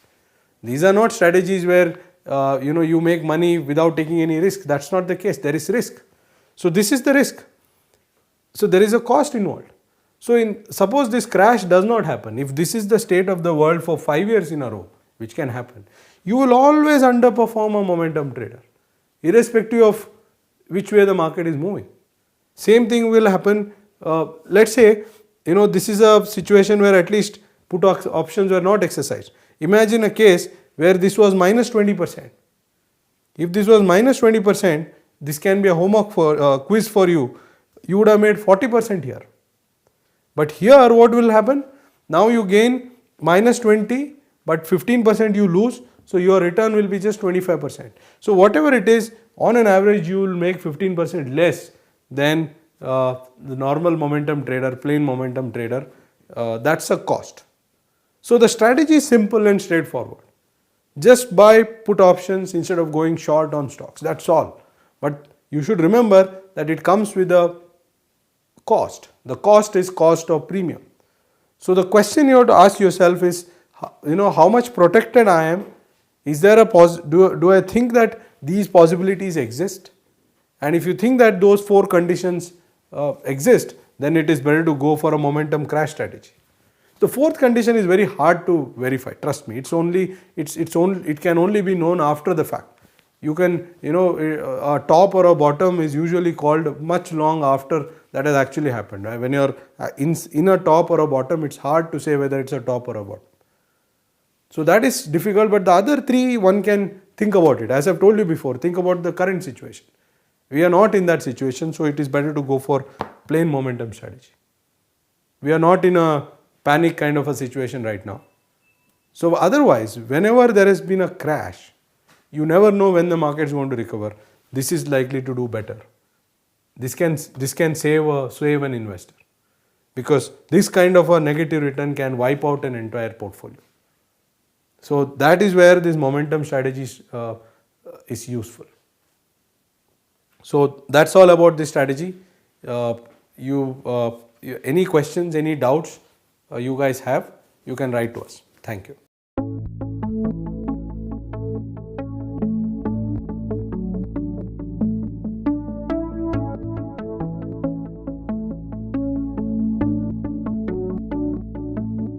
Learning outcomes. After watching this video, you'll be able to understand the background information needed for Mohan Ram's G-score strategy.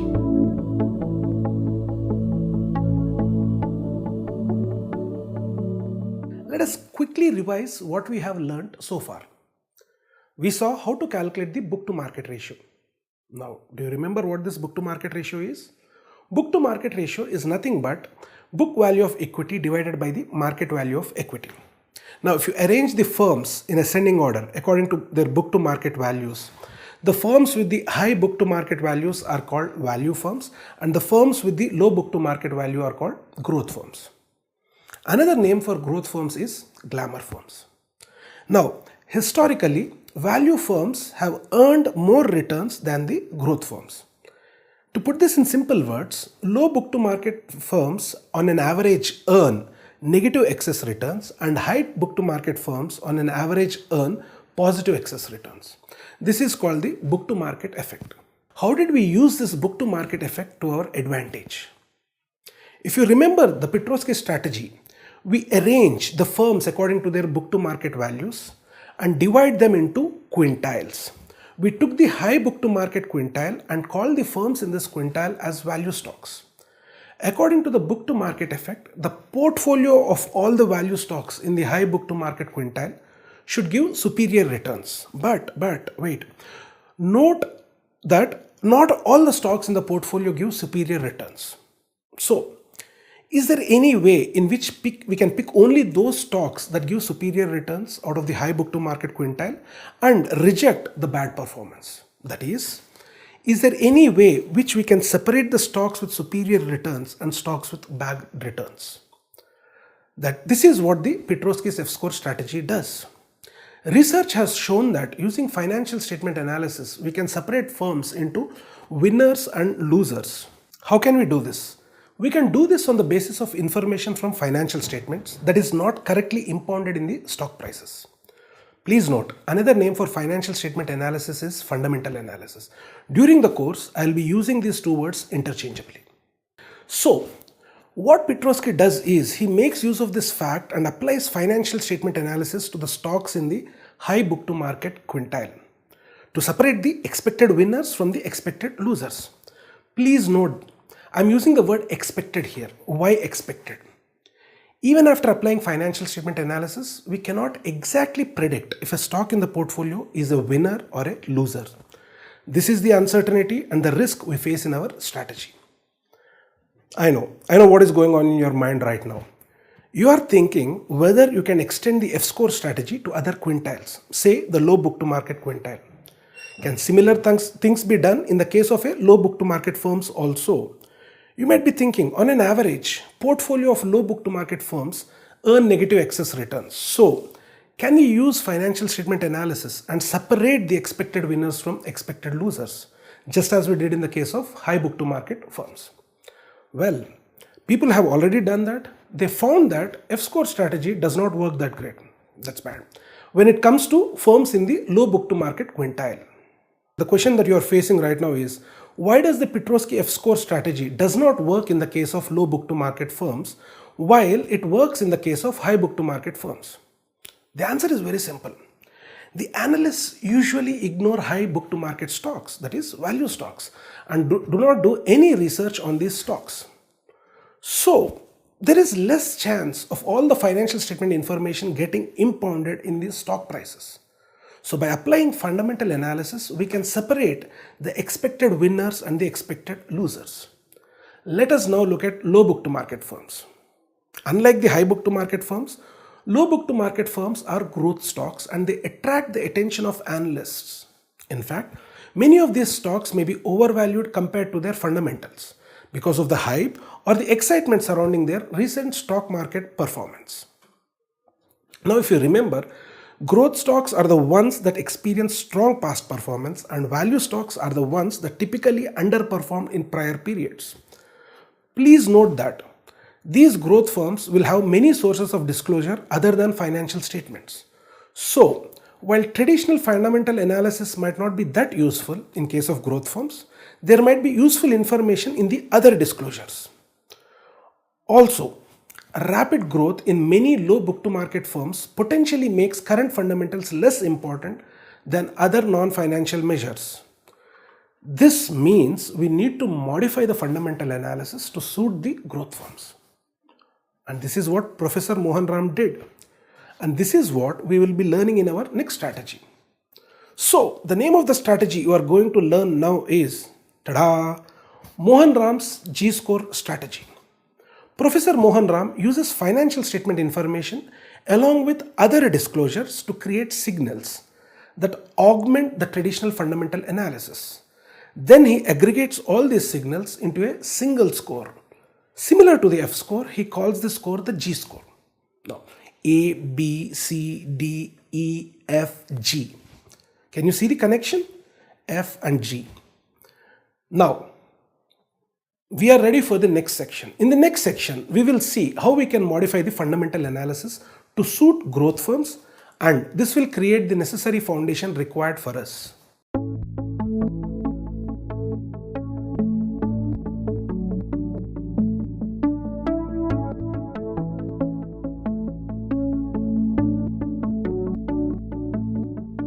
Learning outcomes.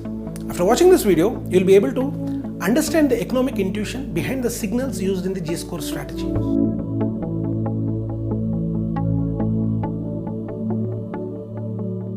This strategy is based on a paper written by Professor Partha Mohan Ram. The title of the paper is Separating Winners from Losers Among Low Book to Market Stocks Using Financial Statement Analysis.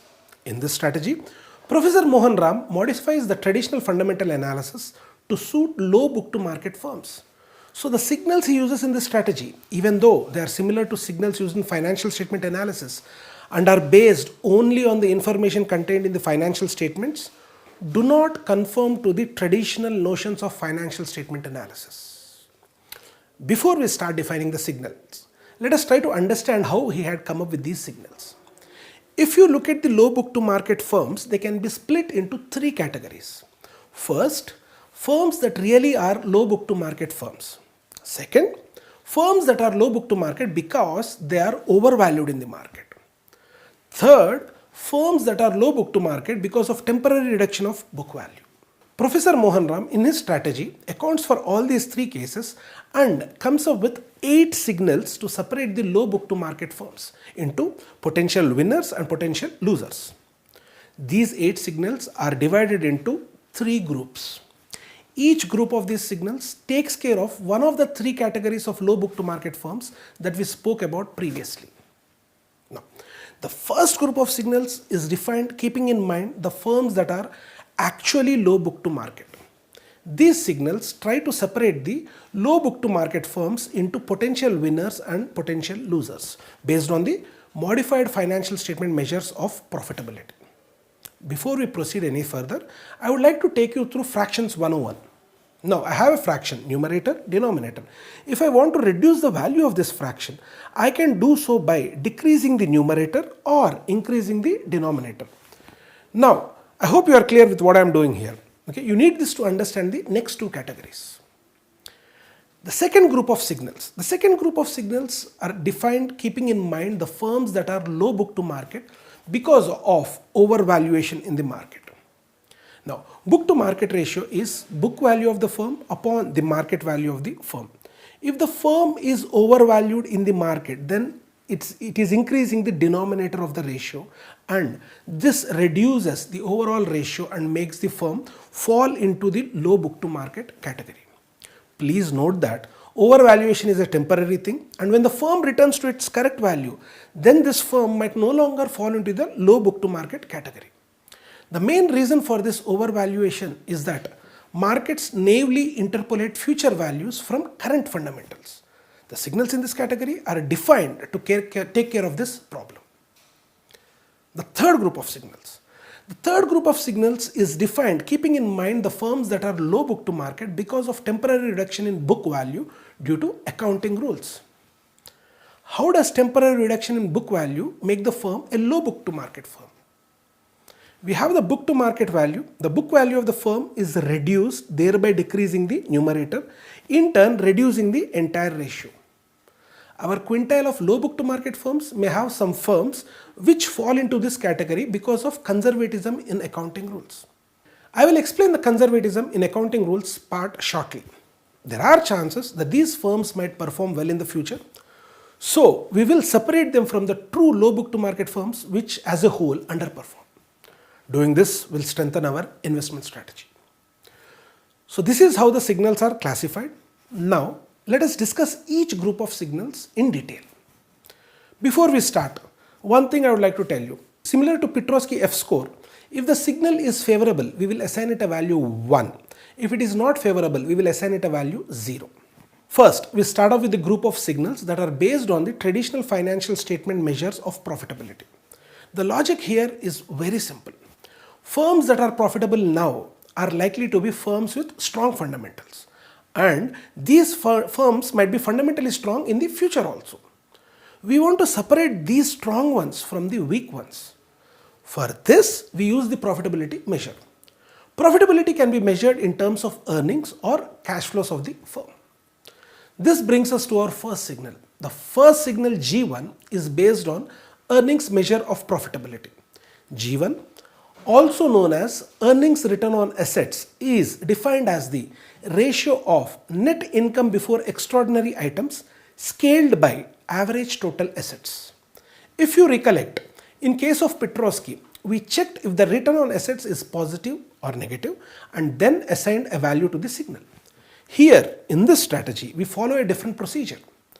We compare the earnings return on assets of the firm with the median earnings return of assets of all the low book to market firms in the same industry at the same time as the firm. Now, same industry is defined in terms of 2-digit SIC code. It is SIC. I don't want you to go around calling it SIC code, right? Now, how do you assign a value to G1? The first growth signal G1 is set equal to 1 if a firm's return on assets based on earnings is greater than the median return on assets for all the low book to market firms in the same industry, and 0 otherwise. Let us try to understand what this means. Let us concentrate only on the intuition part. If the firm's earnings return on assets is greater than the industry median value, it means that the firm is profitable compared to many firms in the industry, and this is a favorable signal. That is why we assign a value of 1 to the signal G1. Please note that in this strategy, we will be comparing all the signals with the industry median values, and the industry classification is done based on SIC 2-digit code. I am sure all of you would remember this point, and I need not say this again. Now, coming back to the first group of signals, earnings may be less meaningful than cash flows for early stage firms. Among the low book to market firms, most of the firms would be firms in their early stages. So, we calculate profitability based on cash flow also. This is the second signal G2. The second signal G2, which is cash flow return on assets, is defined as the ratio of cash flow from operations scaled by average total assets. The second signal G2 is equal to 1 if a firm's cash flow return on assets exceeds the median for all low book to market firms in the same industry, and 0 otherwise. The intuition is similar to what we did for G1. Please pause the video and think. I am sure you will be able to figure it out on your own. Third signal in this group is based on accruals. You have studied about accrual concept in detail in the accrual strategy. I won't be discussing it here again. We have seen that firms with greater accrual component in their earnings generally underperform in the future because of the low quality of the earnings. So, if the firm's cash flow from operations exceeds net income, it is favorable to the firm, and we assign a value 1 to the signal G3.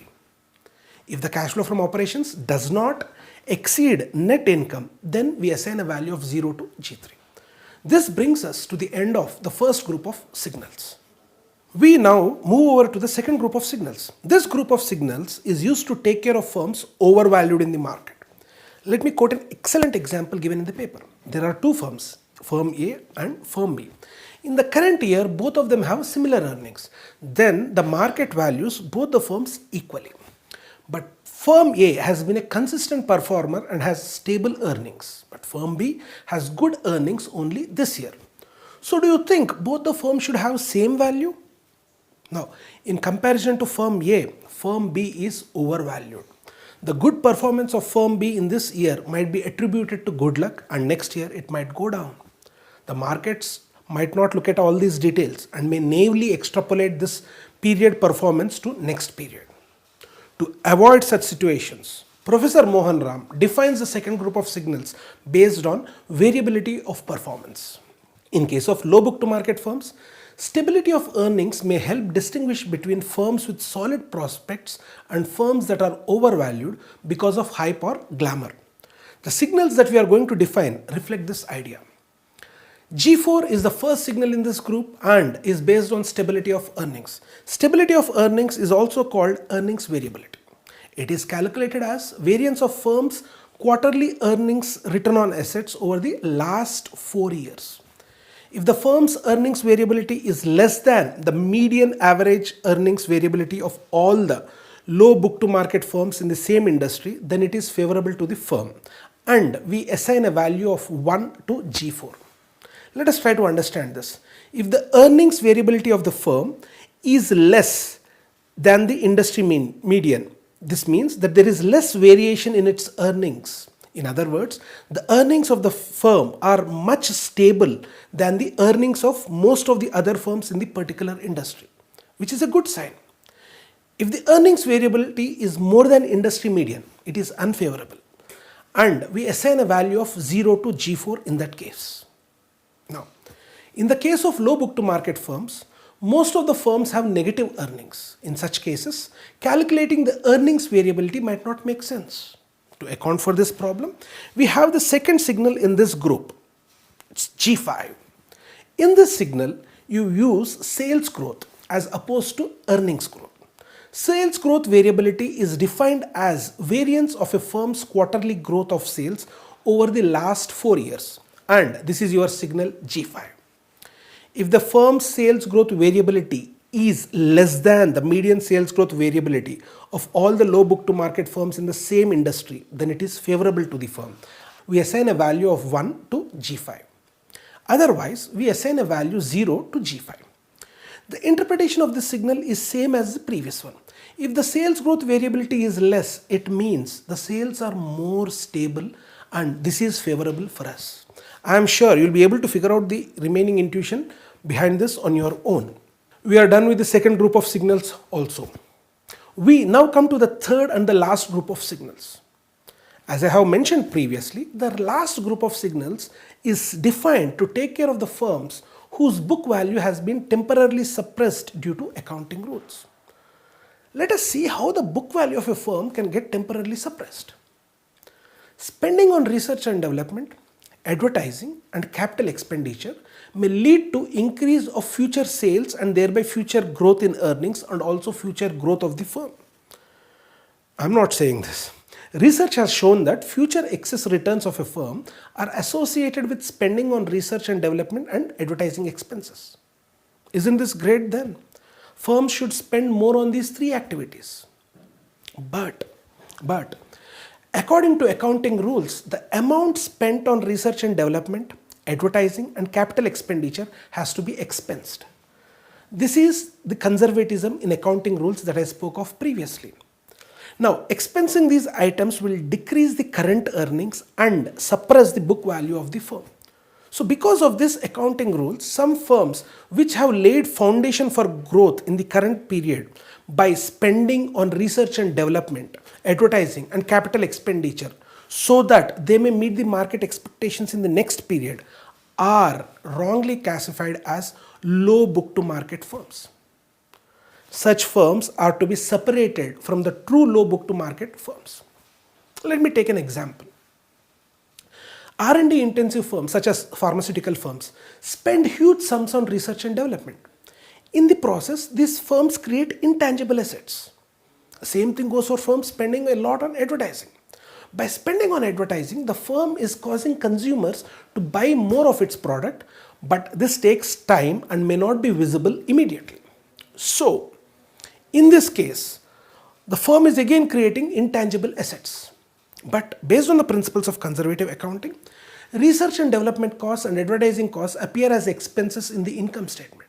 This decreases the current earnings and suppresses the book value. But because of new products and advertising, the earnings will increase in the next period. Hope this makes it clear. So, we use spending on research and development, advertising and capital expenditure to define this third group of signals.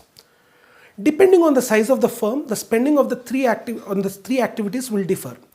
So we will standardize the spending by scaling the spending with the assets at the beginning of the year. Again, why are we using assets at the beginning of the year?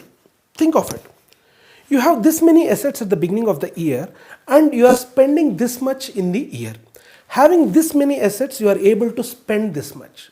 So we are using this assets at the beginning of the year to scale these expenses. I hope the intuition is clear. Now, let us define the signals. G6. Signal G6 is called R&D intensity. It is defined as amount spent on R&D scaled by beginning of year assets. We calculate the R&D intensity measure for the firm and compare it with the median R&D intensity value for all the low book to market firms in the same industry. Again, let me remind you, same industry based on the SIC code. If the R&D intensity measure is greater than the industry median, it means the firm is spending more on R&D compared to most of the other firms in the same industry. This is a good sign. It is a favorable sign, and we assign a signal G6 a value of 1. Now, had it not been favorable, that is, had it been below the industry median, we would have given it a value of 0. G7. Capital expenditure intensity. It is defined as amount spent on capital expenditure scaled by the beginning of year assets. Here again the procedure is similar. We calculate the capital expenditure intensity measure for the firm and compare it with the median capital expenditure intensity value for all the low book to market firms in the same industry. If the capital expenditure intensity measure is greater than the industry median, it means the firm is spending more on capital expenditure compared to most of the other firms in the same industry. This is a good sign. It is a favorable sign, and we assign the signal G7 a value 1. Now, if the capital expenditure intensity measure were less than the industry median, yes, you guessed it right, we would have assigned G7 a value of 0. G8, the last signal. Advertising expense intensity. It is defined as amount spent on advertising scaled by the beginning of year assets. Same drill again. We calculate the advertising expense intensity measure for the firm, compare it with the median advertising expense intensity value for all the low book to market firms in the same industry. If the advertising expense intensity measure is greater than the industry median, it means the firm is spending more on advertising expense compared to most of the other firms in the same industry. This is a good sign.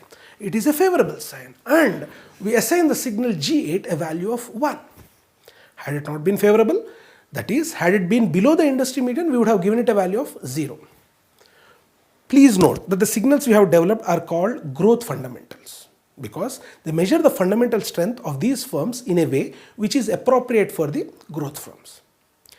In the next video, we will see the steps in this strategy.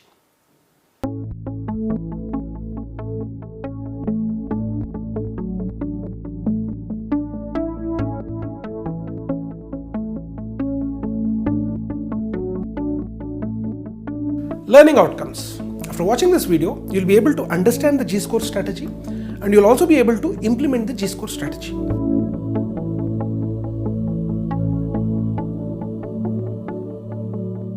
Let us spend a minute and know the G-score strategy. You use 8 financial signals to calculate a G-score. Based on the values of the G-score, you can separate the firms into expected winners and expected losers. Firms with high G-score earn substantially higher returns than firms with low G-score. So, you long the firms with high G-score and short the firms with low G-score. A long-short strategy based on the G-score earns significant excess returns, and most of these come from the short side of the portfolio. The best thing about this strategy is that it relies entirely on publicly available historical financials of a firm. It does not use market-based indicators or other information such as analyst forecasts, which rely implicitly on non-financial or private sources of information. Now, the steps in the strategy. The first step in the strategy is sample selection. You should keep the following in mind while preparing the sample. First, you have to calculate the low book to market portfolio. For this, you take all the firms in the market and calculate the book to market ratios for the current year. Current year we denote it by T. And we also calculate the book to market ratios for the previous years, which we denote by T minus 1.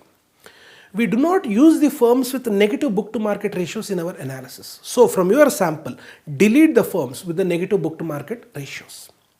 We then arrange the firms in ascending order according to their book to market ratios based on year T minus 1. Please remember it is T minus 1 and not T. And then divide them into quintiles. The firms in the lowest quintile of book to market ratios are the growth firms, and the firms in the highest quintile of book to market ratios are the value firms. Now you will have to note the cutoffs of these quintile groups. We take the cutoff for lowest 20 percentile and compare this value with the book to market value of all the firms for the year T. All the firms whose book to market value for the year T falls below the cutoff value are taken. This set of firms is our low book to market portfolio. The calculation of many of the signals used in G-score metric requires comparison with industry medians. So you require that a firm have at least 3 other firms in the same industry in the same year. The industry in this case is defined by, if you remember, the 2-digit SIC code. In case sufficient firms are not available in a particular industry, you do not consider that industry.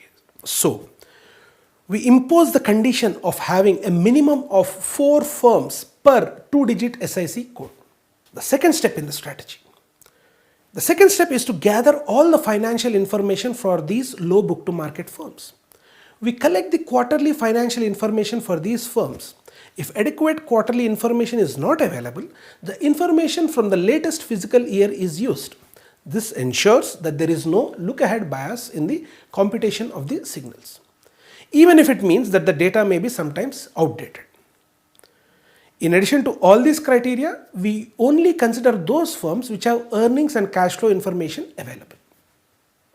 The third step involves calculation of the signals. The 3 signals relating to profitability and cash flows, that is G1, G2 and G3, are created using the annualized financials. The 2 signals related to naive extrapolation, that is earnings variability and sales growth variability, which we called G4 and G5, are generated from quarterly financials of the past 4 years with the constraint that at least 6 quarters information be available. You will measure earnings variability as the variance of a firm's return on assets in the past 4 years using quarterly information. Now, I know what you are thinking. You are thinking that quarterly information might induce variability owing to seasonality. That is the reason why we use firms in the same industry. The industry adjustment should mitigate the problems caused by seasonality. We measure sales growth variability as the variance of a firm's year-over-year sales growth over the past 4 years using quarterly information. I may be saying year-over-year here, but we will calculate the values using quarterly information. First quarter of this year compared to the last quarter of the previous year. Second quarter of this year is compared with the first quarter, and so on. You get the idea. 3 signals related to conservatism, which we call G6, G7 and G8, are also created using the annualized financial statements information. Now for the fourth step. In the fourth step, we analyze the calculated values and assign values to the signals. Once values are assigned to the signals, we will add them up and get the G-score value. Based on the G-score value, we decide winners and losers and trade them. So this is the strategy.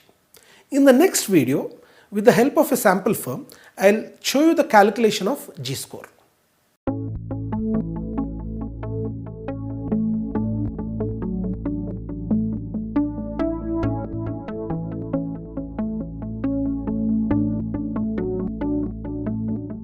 Learning outcomes.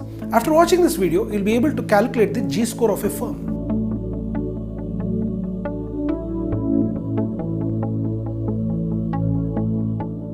I will now take you through the G-score calculations of a firm. The firm we are going to analyze is Ajanta Pharma Limited. You can see the balance sheets and the income statements of the firm. Now, let us jump into the calculation of G-score. The procedure that we are going to follow is very simple. First, you will be calculating the signals from G1 to G8 and then you will add them up to get the G-score. Let me take you through the calculation of G1. We have defined G1 as the earnings return on assets. It is defined as net income before extraordinary items upon average total assets of the firm. The values required for calculating this ratio are taken from the financial statements of Ajanta Pharma. You can see the values on the slides.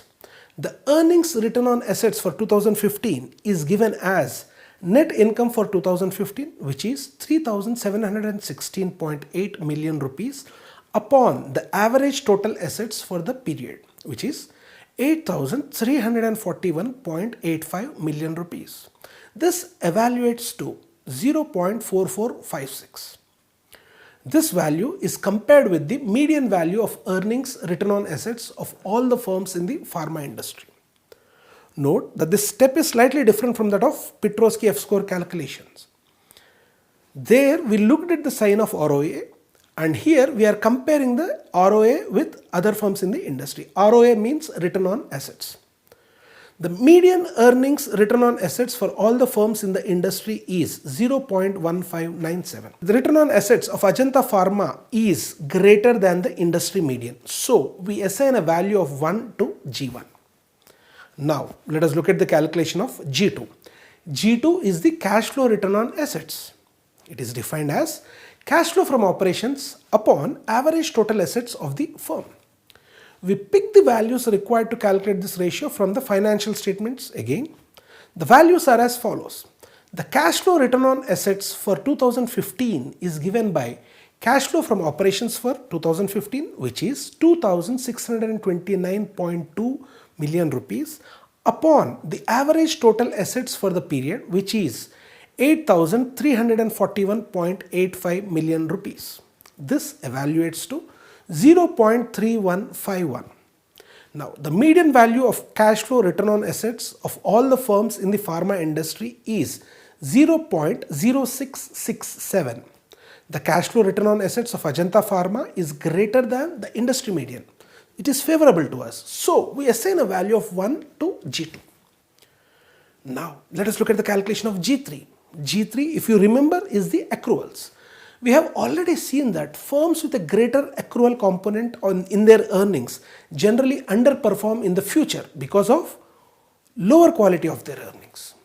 In case of accruals, we compare the firm's cash flow from operations with net income. We will assign a value of 1 to G3 if the cash flow from operations is greater than the firm's net income. Otherwise, we assign a value of 0 to G3.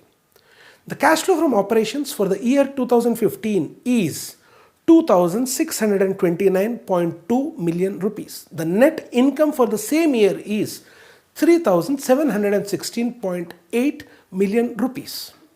You can see that cash flow from operations is less than the net income. Hence, we give a value of 0 to G3 as this is unfavorable. Now, for the calculation of G4. If you remember, G4 is the earnings variability. Stability of earnings or earnings variability is calculated as the variance of a firm's quarterly return on assets over the last 4 years. In the previous calculations, we have seen how to calculate the earnings return on assets. In this case, we calculate the earnings return on assets for each quarter for the last 4 years. You can see these values on this slide. Now you will have to calculate the variance for these values. For Ajanta Pharma, we get the value of variance as 0.00842. The median earnings growth variability for all the firms in the pharma industry is 0.01035. The earnings growth variability for Ajanta Pharma is less than the industry median. So we assign it a value of 1. Now, calculation of G5. G5 is the sales growth variability. Sales growth variability is defined as the variance of a firm's quarter-over-quarter sales growth. The slide shows the net sales for all the quarters for the last 4 years. By subtracting sales of quarter T minus 1 from the sales of quarter T, we get the change in sales growth. For these values, we calculate the sales growth variabilities. The sales growth variability is the variance of the quarterly sales growth for the last 4 years. The sales growth variability for Ajanta Pharma is 62,275.35 million rupees. The median sales growth variability for the industry is 226,615.3 million. The sales growth variability for Ajanta Pharma is again less than the industry median. So we assign it a value of 1 as it is favorable to us. Calculation of G6. G6 is the measure of R&D spent by the firm. Ajanta Pharma has spent 700.7 million on R&D in the year 2015. The R&D intensity calculated from this is 0.084. During the same time, the median R&D intensity in the industry is 0.080. Ajanta Pharma has spent a little more compared to the industry median. So we assign a value of 1 to G6. Calculation of G7. G7 is the capital expenditure measure. The capital expenditure is got by adding depreciation, repairs and maintenance expense, and rent and lease expenses. In the case of Ajanta Pharma, the depreciation for 2015 is 511.1 million. Repairs and maintenance for 2015 are 178.1 million. The rent and lease for 2015 is 83.7 million. If you add up all the three, you will get the value of the capital expenditure as 772.9 million and the capex intensity is 0.092. The median capex intensity of the pharma industry is 0.069 million. Capital expenditure boasts future sales and earnings growth. So if the amount spent on capital expenditure by the firm is higher than the median amount spent on capital expenditure, it is favorable for the firm. Hence, we assign a value of 1 to G7. Calculation of G8. G8 is the measure of advertising expenditure spent by the firm. Ajanta Pharma has spent 97.5 million on advertising in the year 2015, which evaluates to an advertising expense intensity of 0.015. During the same time, the median advertising expense intensity in the industry was 0.009. Ajanta Pharma has spent more compared to the industry median advertising expenditure. So, we assign a value of 1 to G8.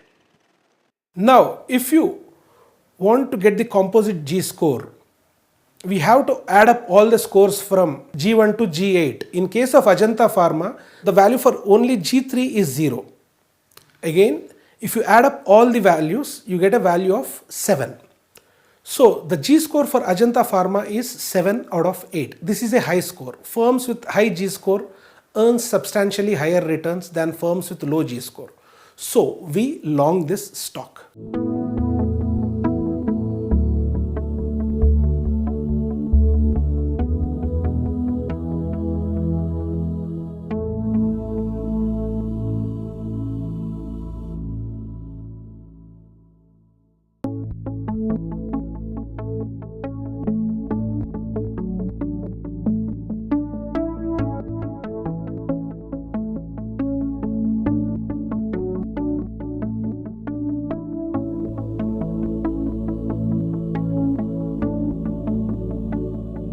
We have successfully completed the G-score strategy. When this strategy was applied to Indian market for the year 2016, we get an average effective annual return of 18%, which is great. Now, how does this strategy fare on historical data? This strategy is very robust. It has been tested over historical data and it has given positive returns for all the years.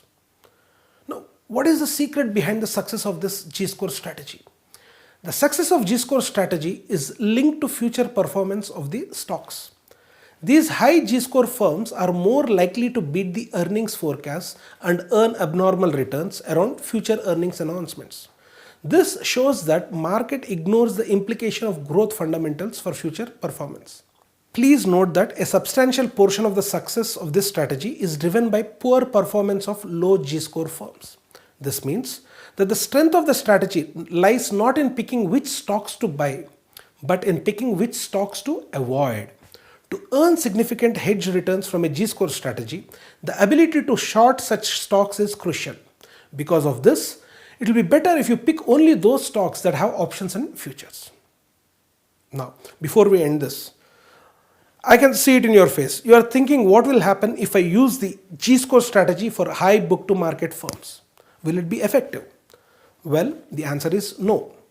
Research has been carried out to answer this question, and it has been found out that Mohan Ram's G-score strategy is less effective in high book to market firms than in low book to market firms. Now, I wish you good luck with this strategy. With this, we are done. Have a great time trading.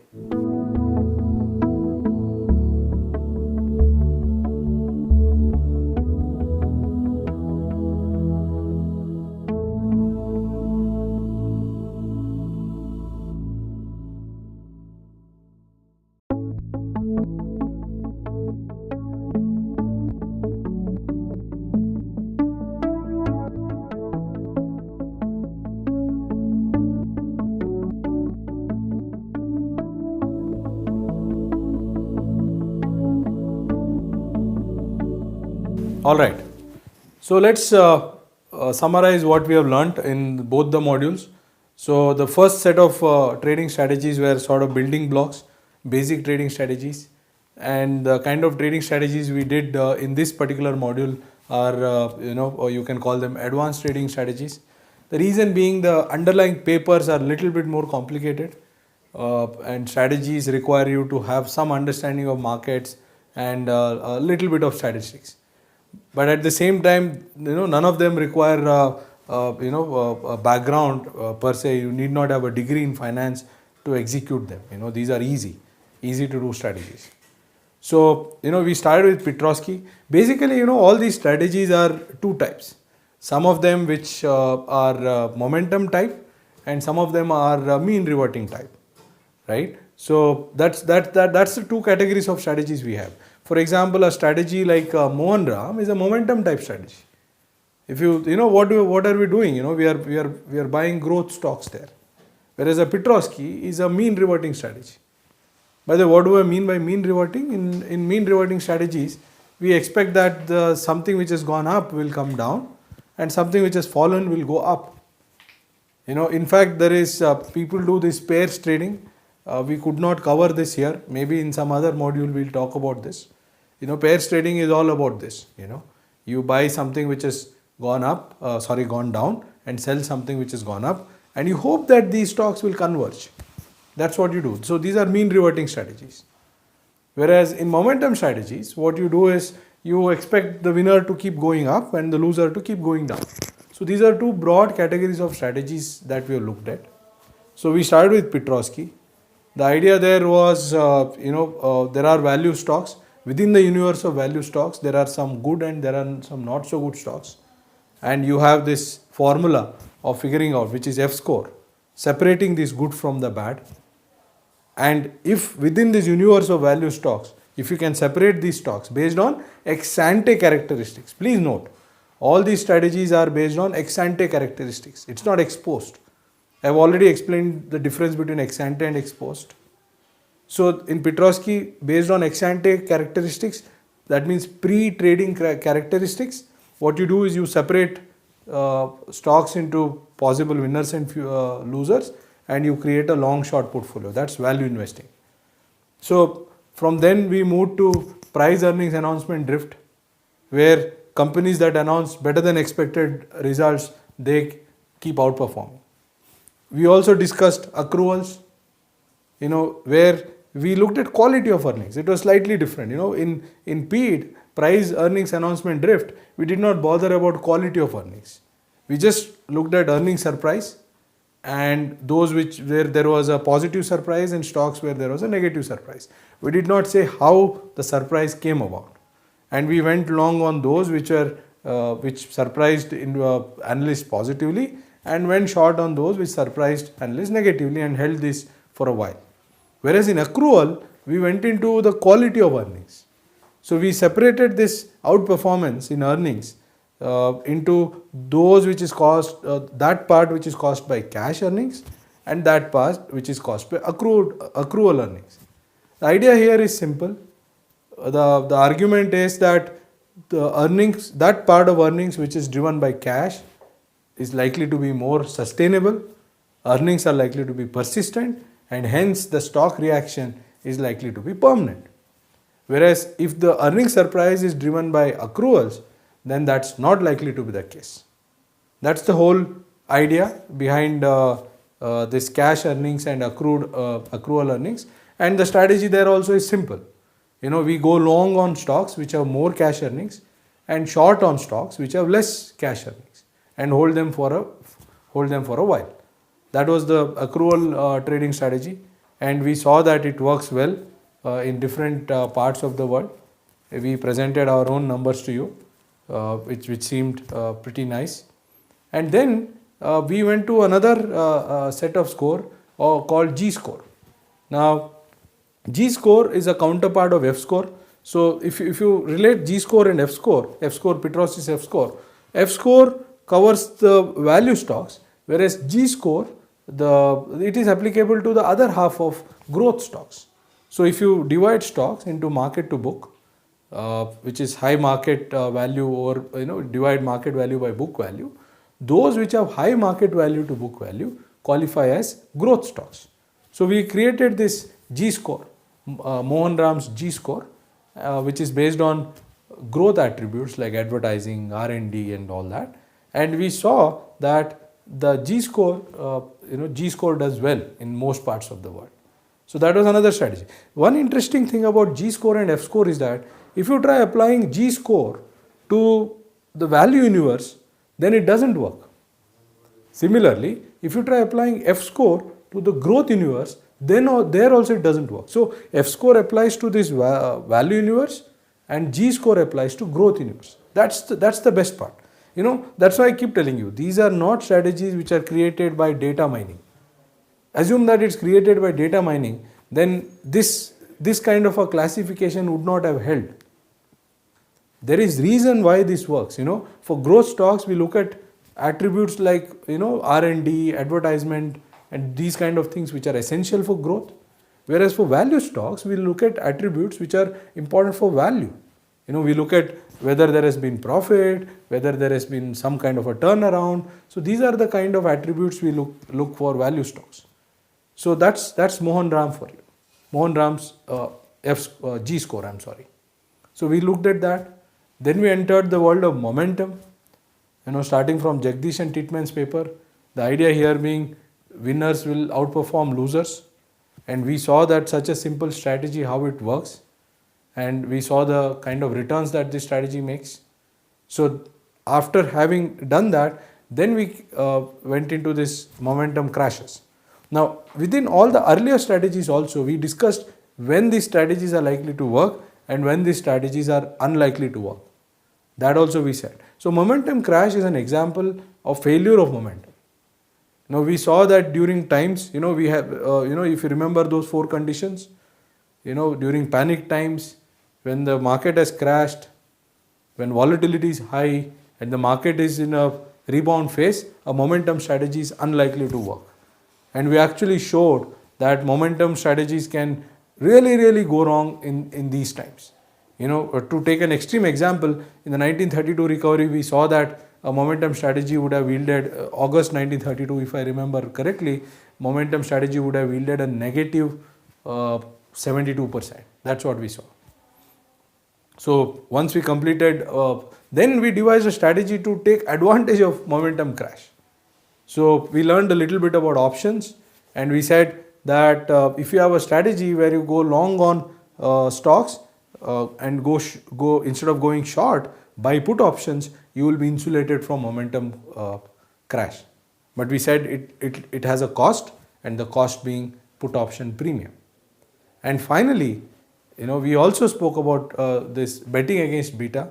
The idea here being, high beta stocks tend to be bid up by constrained investors, so they tend to be overvalued, and a strategy of going short on high beta stocks and going long on low beta stocks is likely to make money. So these are the strategies that we have discussed in detail. We have seen the papers, we have read the abstract, and generally, before that, I should have told you this. Before that, we also discussed how to go through a paper and what part of an academic paper one has to look at in order to understand trading strategy. More importantly, we also said what part of the paper one can safely ignore without without harming one's cause much of trading. So that's all we did here. Now, in the process, we also learned a lot of other things. We learned, as I've told you before, we learned about options, we learned about futures, a basic an introduction of option and futures. We learned concepts of about like alpha and a beta, measuring performance and so on and so forth. Now the question is, what next? How do you go from here? Now we have another module where we will talk about performance measurement, portfolio, and so on and so forth. But regarding this strategy, what do we do with these strategies? An important thing to be done, I think we'll put it up as a part of the project, is to see how these strategies work together. That's very important. I've discussed this before. So if, say, for example, if two strategies are negatively correlated, that's the best thing that you can hope for. Then what happens is, when one strategy does badly, the other will compensate for it. Of course, you will not have this best of the best situation when the both strategies will do well on an average. But at the same time, this negative correlation will reduce the risk of a loss. So it's very important that it's important to understand how these strategies move together. So we will talk about it in the next module, but I think when you back calculate, when you do this back testing of these strategies, you should also see how these strategies move together. So what I recommend is, so go through these papers, all these 7 papers that we have covered, go through at least the trading strategy section, figure out the market where you are trading, and try to get past data. And the first thing to do is to test how these strategies have worked. Second, please understand, in your sort of testing, in a back testing, there is no transaction cost. You don't have to pay transaction cost when you test. However, in reality, there are transaction costs. You will have your brokerage, you have your various forms of taxes, and more importantly, there is something called impact. I have to discuss about this. If you place a large order, the stock price is likely to go up. If you buy order, if you place a large sell order, the stock price is likely to go down. This is more important in illiquid stocks. A liquid stock, a large stock where there are thousands of traders at any point of time, an order here and there will not make much of a difference. But think of a small stock. There are only 5 buyers. There is demand only for 5 stocks at any point of time, and you suddenly go and buy 500 stocks. So the prices, the sellers will ask a very high price. So this impact is very important. So you have to consider all this. We will talk about in the next module, but at least to start with, consider a round number, a brokerage cost and a tax which is applicable to market in which you are going to trade. So consider this and deduct that from your notional profit that you get from your back testing. So when you do a back testing, it's important to what should be your mindset. The mindset is not to find a result. You should always be looking for rejecting a hypothesis. You should try to prove that this trading strategy does not work. Try in a different way. You don't try to prove that it works. So what you do is, you break your sample period into months, quarters, years, and see in how many sample period this works. So have that mentality. So when you fail to reject this hypothesis that the trading strategy does not work, then you will have some confidence that there must be something here. And the next step is to do some kind of a mock trading. Once you do mock trading, assume that you are buying a particular stock on a particular day using live prices, but don't invest. Wait for a year or so and see how the results are. And then only think of starting with real money. Remember, there is a crucial difference between mock trading and using real money. When you're doing mock trading, it's very easy to be rational and not get carried away by sentiments. But when you do real trading, it's really, really hard. Your mind will start playing games with you. So you should be careful about this. So it is not necessary that you will be able to translate your mock trading result into actual trading. The experience may be different. So I wish you all the best in this. So you can always contact us. Any questions on these strategies, and we'll see you in the next module.